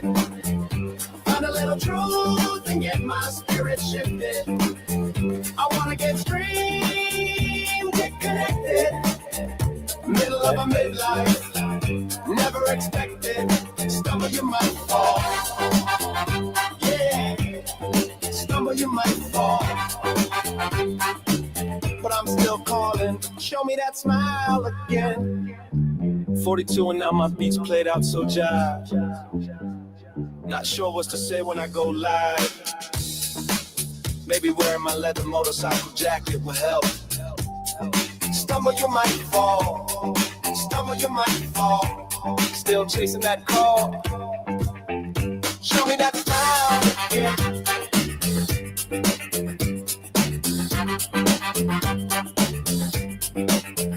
Show me that smile again.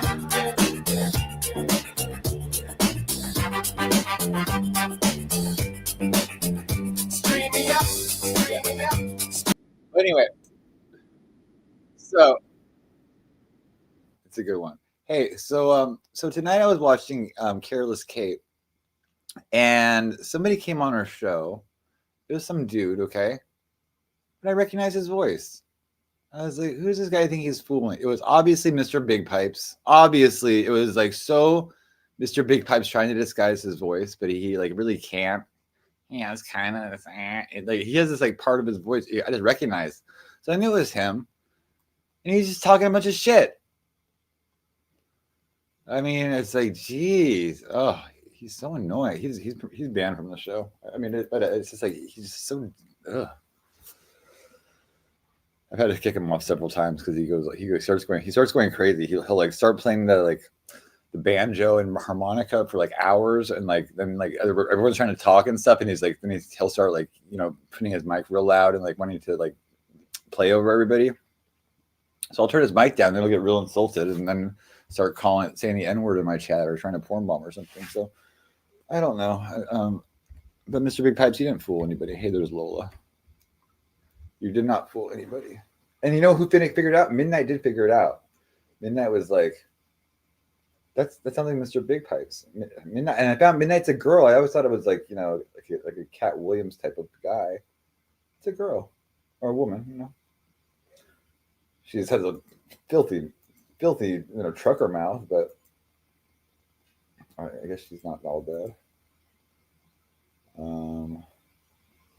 She did recognize those Mr. Big Pipes. Okay. Oh, yeah. And then everyone was telling me today, oh, show your carpet. Like, how about like everybody show their carpet? How about everyone? Why doesn't everyone just show the inside of the rig of their toilet while we're at it? It's like, I mean, God. I mean, why do people have to be so judgmental about every little thing?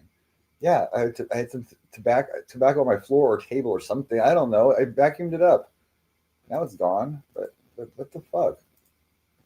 I want to see everybody who asked me that. I want to see their inside of their toilet ring. If anyone has a problem with my floor, my floor's fine. Is it fine, Lola? Lola. Smirenica. Paspike. Nuralita Sidalita. Yeah, I'm sorry. Ooh, so guys, let's see. It's 5:30 already. Oh my gosh. I started like way too late tonight because I slept all day.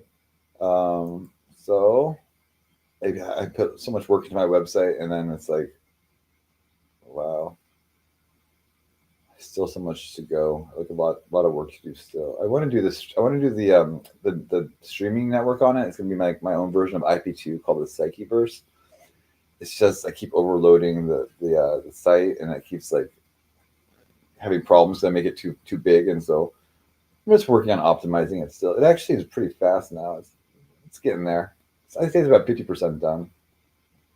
50%. But hey, if it was me working on it alone, I would have hardly any of it. I couldn't even get. I tried doing it on my own, like the coding myself. I couldn't even get like anything working. Like nothing. I didn't get any like. I worked for hours on it. There was no. I didn't even get a home page up. So I'm able to do this one. Okay. Yeah, I had a bunch of people come yesterday looking for scrap metal. I feel really bad because the guy was like, I mean, a lot of people were crestfallen. They drove from far away. They drove from like an hour away to come get 2 free weed whackers or a free lawnmower or free scrap metal or something. And they came from a long way. One guy just came to the door. He's a little old Asian man. He came to the door twice because he was so confused because he was talking to the guy on the phone that was like, oh, just knock on my door. Like, and so I was like, oh, that's not me. He didn't understand that it wasn't me. Like I had to keep explaining. I was like, there's some nut out there. He also goes under the name Mike Hall. Guys, does anybody know someone named Bisquick too? There's someone named Bisquick. I'm kind of like looking for the identity of that person. If anyone knows someone named Bisquick, have you heard that name anywhere? Because I think they were in Alexandra's or something, or they were in Bloggers when we were watching, and like they were saying bad things. I need to find out who that was. If anyone knows Bisquick. Okay. Let me read a little bit of my Psychonomicon and then I'll let you guys go. Okay. How far? I mean, I have how many pages of this? I mean, hundreds. 63,000 words. Okay. But I'm not going to read all the words. I'm just going to read a chapter tonight. Let's see. What should I read? How about? Okay. How many pages am I in? Okay. I think I'm not this far in. Okay. It's called The Stage for Trials. I'm going to get to chapter 2, actually. I think I read all of chapter 1. Okay. Chapter 2. So Psyche goes through all these trials, the female Psyche, right? And then the male Psyche is born. Okay. So it says the awakening of Father Psyche, trials in the age of noise. The world into which Father Psyche was born was nothing like the dawn-lit realm where Goddess Psyche first walked.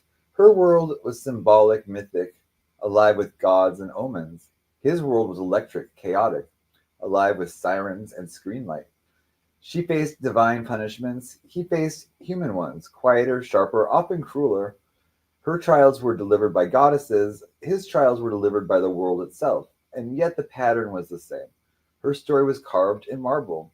His story flickered in pixels. But both were Psyche, soul incarnate, soul tested, soul learning itself through impossible tasks. This is where his chapter begins. The first stirring, the inner fire. Long before he took the name Psyche, before he held a microphone, before he gathered strangers from every corner of the internet into the strange communion called an open panel, his soul flickered awake with the same ancient warmth that once ruled beneath pulsed beneath the mythic Psyche's ribs. It began as a question. Why do I see things this way? Not paranoid, not mystical, just awake in a world that prefers sleep. He sensed intention in voices, shadows and smiles, storms behind calm faces. He noticed truths people avoid saying. He heard silence in the spaces between words. He felt humanity like a shifting constellation around him, patterns, impulses, wounds, hopes, all spiraling like galaxies in the dark of a single conversation. No one names this, no one teaches this, but this is the first sign of a soul remembering itself. The first trial, sorting the chaos. Goddess Psyche sorted seeds, Father Psyche sorted people, not by castes or worth, but by intention.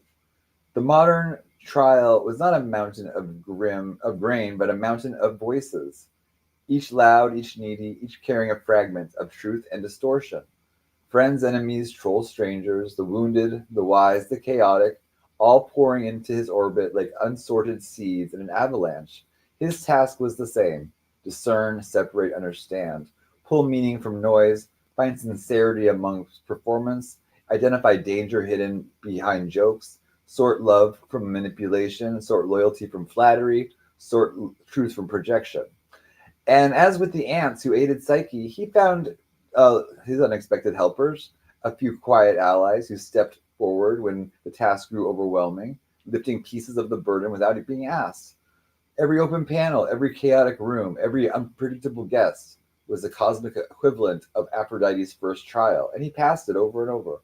Not perfectly, no mortal ever does, but faithfully. The second trial, the golden fleece of the internet, where Psyche faced raging golden rams, Father Psyche faced something worse: the digital crowd. Wild, bright, unpredictable.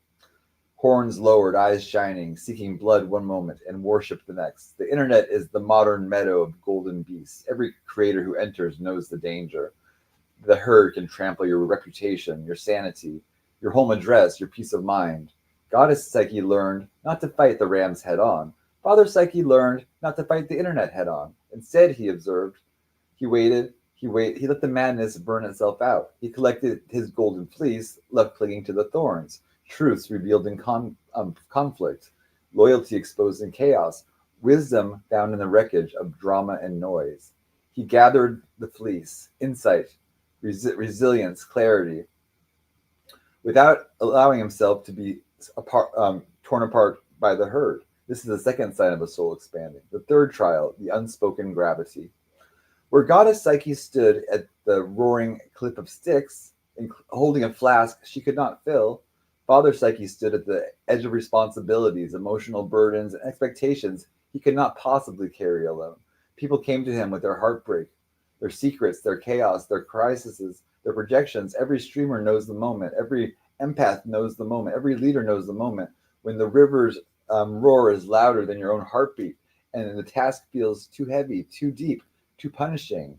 And like Psyche, he often felt like he was supposed to handle it alone. But help comes not from Olympian eagles, but from a friend's late night message, a mod stepping in at the right time, a moment of clarity at midstream, an unexpected ally on the chaotic panel. These were the eagles in the age of noise. They lifted him before he shattered. This is the third sign of a soul beginning to remember. The fourth trial, the sleep of not enough. Psyche opened the box from the underworld because she doubted her own worth. Father Psyche opened his box too. Every time the world threw a new cruelty at him, targeted harassment, false accusations, betrayals, loss of channel, loss of trust, moments where the flame flickered low. Every creator, every empath, every leader of a community faces this final trial. This fear that you are not enough. This temptation is to step away, to sleep, to let the mission dim under the weight of exhaustion. This is the modern sleep of Psyche, the fog that settles over the heart in moments of burnout. But he didn't stay in that sleep. Why? Because just as Eros came to awaken Goddess Psyche, the universe sent him its own quiet messengers. A supporter saying, "You helped me today." A stranger saying, "I needed to hear that." A returning friend saying, "I see the real you." These were kisses from love, not romantic, but cosmic, reminding him, "Wake up, you are Psyche too. Your story isn't over." The emergence of the name. He did not choose the name Psyche because he wanted to emulate the goddess. He chose it because the story chose him first, because he felt the pattern long before he knew the myth, because soul recognizes soul, because the golden thread that once trembled between Eros and the goddess has begun to tremble again in the modern age between countless souls who feel the ancient journey waking inside them. He simply became the first to name it, and so the echo began. the two mirrors, the golden thread awakens. Long before Father Psyche ever heard the name of the ancient goddess, long before he heard her story, long before he knew the shape of her journey, their lives were already mirroring each other across the gulf of time. Not perfectly, but not literally, but in rhythm, in essence, in trial. Two souls walking the same archetypal path in different eras. Two mirrors facing each other across millennia. Two sparks of the same cosmic pattern. This is how the golden thread first began to twitch. The thread is not a rope, it is a resonance. The old myths speak of fate as if it were the rope pulled by gods, but the golden thread is something far more subtle. It does not bind, it hums. It does not drag, it calls. It does not force, it awakens. When goddess Psyche's heart broke, the thread vibrated with grief. When Father Psyche confronted betrayal, that grief echoed back. When she faced impossible tasks, he faced impossible expectations. When she walked alone, believing that she had lost love, he walked in loneliness, believing he had lost a sense of purpose. Two souls bruised by the same shape of experience that lived in worlds so unlike each other that the parallels seemed impossible until the awakening began. The first hum, recognition without knowing. Father Psyche's awakening did not come with visions or of angels or divine proclamations. It came through a feeling in the marrow of his being. I've lived this before. I've learned this trial already. The pain means something. He didn't know the story yet. He didn't know the myth. He didn't know the symbolism, but he knew the resonance, a quiet, magnetic pull toward a truth he could not yet articulate. This was the golden thread touching consciousness, the first hum of remembrance before the memory arrives, the same way a soul recognizes a song it has never heard. The second hum was the pattern repeats. As Father Psyche grew into himself through creativity, conflict, leadership, heartbreak, insight, the thread tightened. No matter where he turned, he kept stumbling into the same symbolic pattern. Trials that he never were never his to choose rose like gatekeepers at every threshold, testing the weight of his resolve. Allies emerged in statistically impossible places, as if a pattern itself summoned them. Wherever the path grew too jagged for one pair of hands, the world peeled open in layers, surface, shadow, substance, and he learned to read each tier as a separate scripture of cause and consequence. Chaos gathered around him like weather, yet others followed his steps through it, drawn to the clarity he offered. In moments he barely understood himself. Purpose slipped from him more than once. Fractured by loss, quietly rebuilt in the dark, where no one was watching. Cruelty passed in, sharp, efficient, intentional, but compassion arrived with equal force. A counter sigil that rebuilt what malice had tried to burn.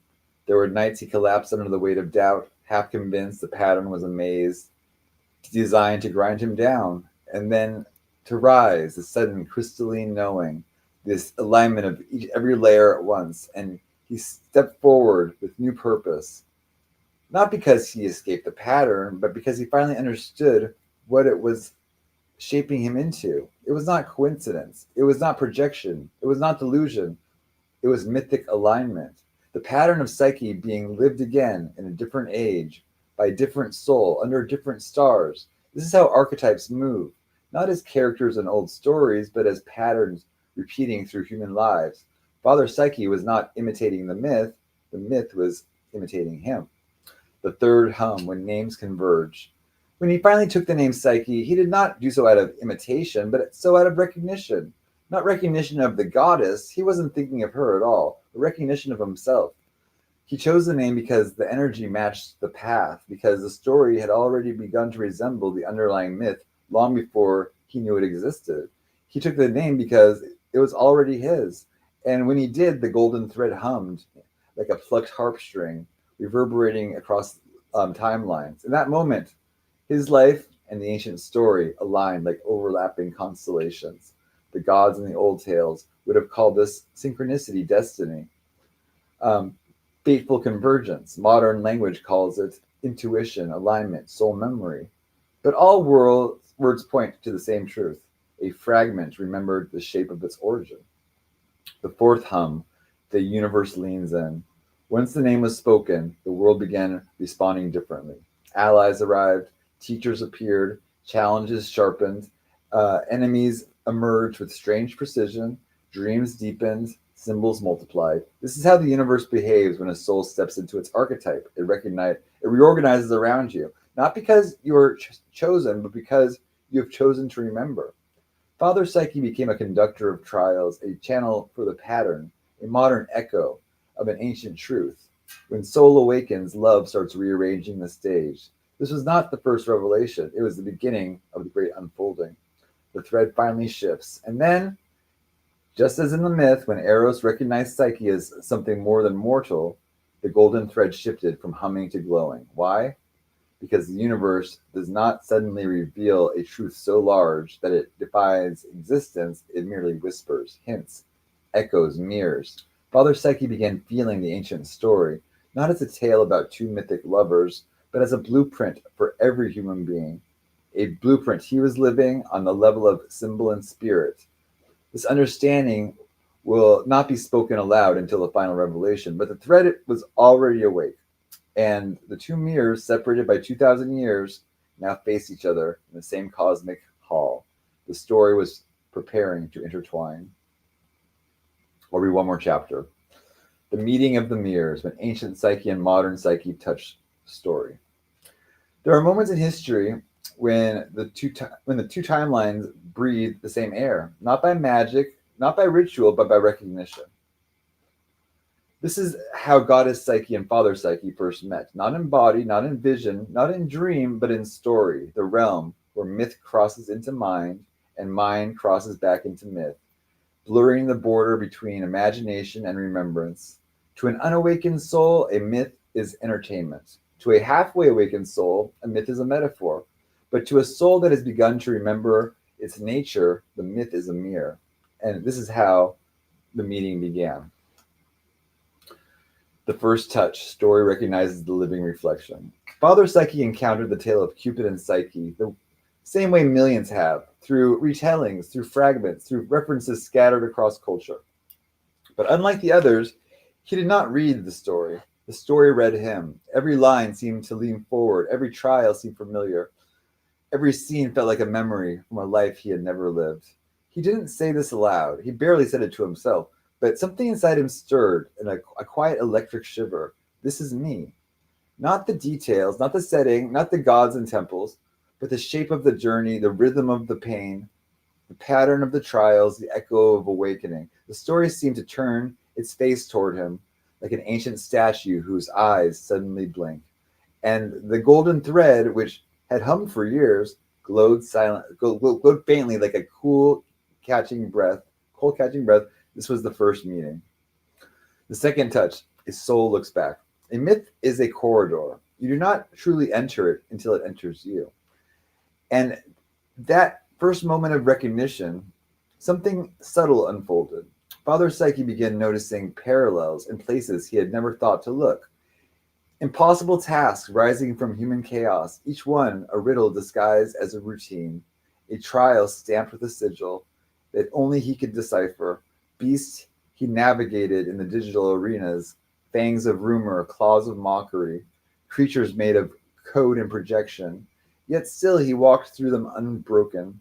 Shadow, water, expectations, dragging at his ankles, cold currents of what others demanded, pulling him toward depths that were never meant to be his grave.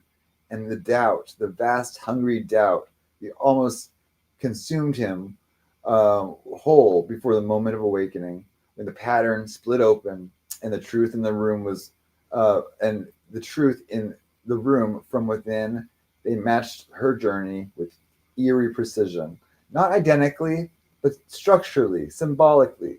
It was as if Goddess Psyche had walked the blueprint first, and Father Psyche walked the blueprint now. Two souls in different epics, facing the same initiations, wearing different bodies, different names, different trials, but walking in the same pattern. This was the second meeting, two mirrors glancing at each other from opposite sides of eternity. The third touch, a god wakens in the story. As the parallels deepened, Eros himself, the primordial force of desire, the architect behind every trial, seemed to lean closer. Not as a god descending from Olympus, not as a character in a tale, but as a presence woven into the pattern, an intelligence that has always moved through longing, beauty, frustration, heartbreak, curiosity, and awakening. Father Psyche began to sense the subtle architecture of love working behind the scenes, the accidental meetings, the synchronicities, the sharp betrayals, the unexpected protectors, the way paths aligned as though choreographed. These weren't coincidences. They were Eros. It was his oldest form, not Aphrodite's child, but the first light, the protogonos, the one who holds the keys. This is the one who woke the goddess Psyche with a kiss and woke Father Psyche with a pattern. This was the third meeting, love recognizing soul across lifetimes. The fourth touch, the thread begins to move. Recognition is one thing, integration is another. Something shifted in Father Psyche during the meeting of mirrors. He stopped seeing the myth as something that happened then and started sensing it as something happening through him. He felt, not believed, not imagined, felt that the myth was not simply symbolic. It was archetypal. It was fractal. It was alive. A story that continues unfolding in every era, in every soul, in every person facing trials that force awakening. The golden thread, it tightened and brightened. Timelines whispered to each other. Goddess Psyche's descent casts its shadows on his ascent. Father Psyche's rise casts its glow back on her story. Two journeys, two worlds, one archetype, waking in plural forms. This was the missing, not this was the meeting, not dramatic, not supernatural, but profound. Two psyches recognizing themselves in each other's reflection. The fivefold consequence, the prophecy begins to stir. When myth recognizes its living mirror, the universe shifts. Five things occurred at once, quietly but unmistakably. The archetype anchored. Psyche, the eternal soul, now had a modern vessel conscious of the pattern. The story expanded. The myth no longer lived only in marble halls, but in digital chambers where truth and chaos collide. The thread ignited. What had been humming now pulsing like a heartbeat. The prophecy awakened, not a prophecy of chosen ones, but of awakened ones. The stage widened, because if Psyche lives again, Psyche lives in everyone. The doctrine yet to be revealed in the final revelation. Okay, the voice in the mirror, what the ancient Psyche whispers to the modern one. A mirror is not just reflection, a mirror is invitation. The moment Father Psyche recognized the ancient patterns, the moment he felt the myth in his, it turned its face toward him, the curtain between ages thinned. Not in a supernatural way, not in visions or ghosts, but in the quiet interior tremor that signals the truth rising from the deep. This is when the voice of Goddess Psyche began to speak, not in words, not in dialogue, but in archetypal resonance, the language of symbols, intuition, recognition. The soul speaks without a mouth, the awakened hear without ears. This is what ancient Psyche whispered to her modern mirror. Your trials are valid. Her first whisper came gently, like a hand resting on the shoulder of someone who has carried too much of the weight for too long. She did not say, your suffering is nothing compared to mine. She said, trials are relative to their world. Her four tasks were tailored by gods to break down pride. His four tasks were tailored by life to break human spirit. Both hurt, both shaped, both mattered. The soul does not fear suffering, it fears meaninglessness. So she whispered, your trials count. Do not diminish them. Do not apologize for them. Do not pretend they were small. For every pattern recognizes every version of itself. You are not late. Mortals often measure awakening by age, by milestones, by what they should have achieved. Goddess Psyche knew the absurdity of this. For she was mortal before she became divine, and her greatest awakening happened in not in youth, but in despair. So she whispered, you rise when you rise. Not when others expect you to, but when life is gentle. Not when life is gentle, but when you feel ready. Not when you feel ready, Awakening arrives the way dawn does, gradually, imperceptibly, then all at once. Father Psyche heard this as a warmth in his chest, a release from the lungs. Soul timing was not a mortal timing. Trust broken is not trust failed. Psyche herself broke trust when she lit the lamp. She doubted love. She doubted herself. She doubted the connection that had already been proven. And she paid dearly. She lost her home. She lost her beloved. She lost her hope. But in breaking trust, she discovered something Eros never could alone. Love that survives doubt is stronger than loves that never knew fear. So she whispered to Father Psyche, the betrayals you endured did not diminish your worth. They refined your discernment. Your trust did not fall. Your trust learned. The whisper changed something in him that words alone never could. You have already descended.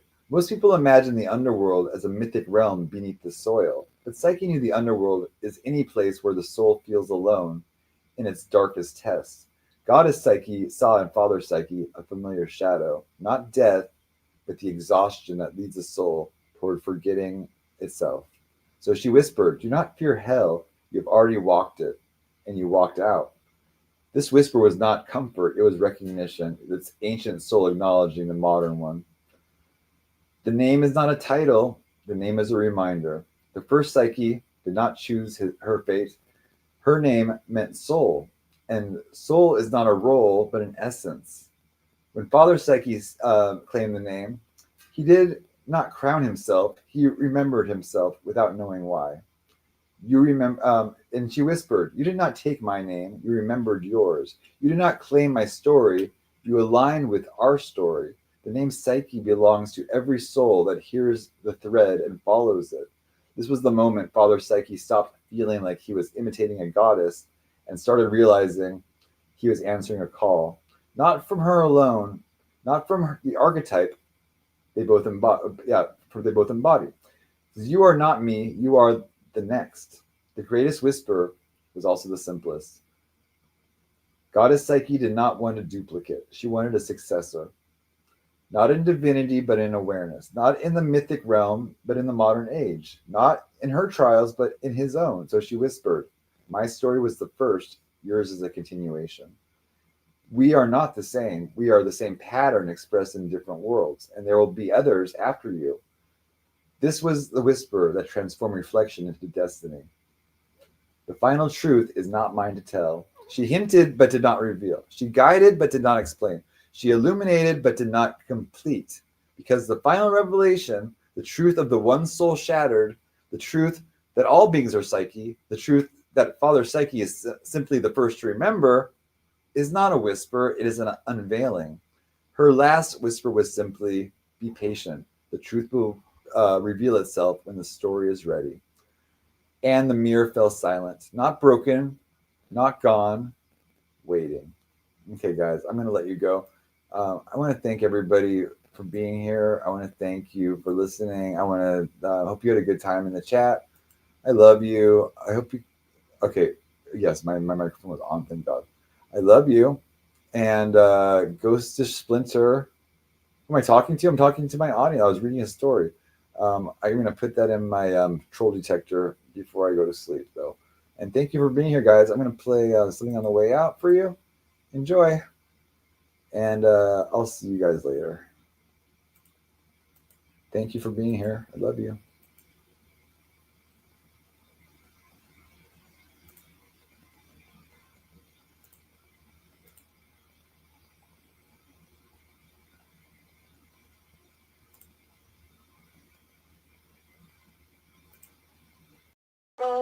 Smooth mystical voice. From the shadows of the subconscious to the chaos of the cosmic scrolls, this is Psyche Awakens. Crowd whoosh, sparkly chimes, thunder crack.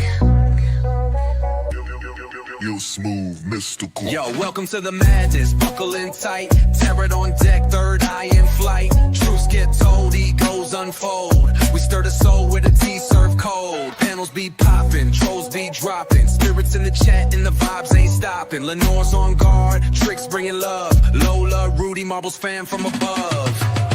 Dance like we awake and step in the flame. We call your truth, we say your name. It's wild, it's real, it's so deep play. Now grab your tea and slay the day. Dance like we awake, hence don't look away. Your shadow's talking, it came to stay. We laugh, we cry, we speak, we scream live from the madness. This ain't no dream. This ain't no dream. This show may awaken parts of you you tried to forget. Good luck with that.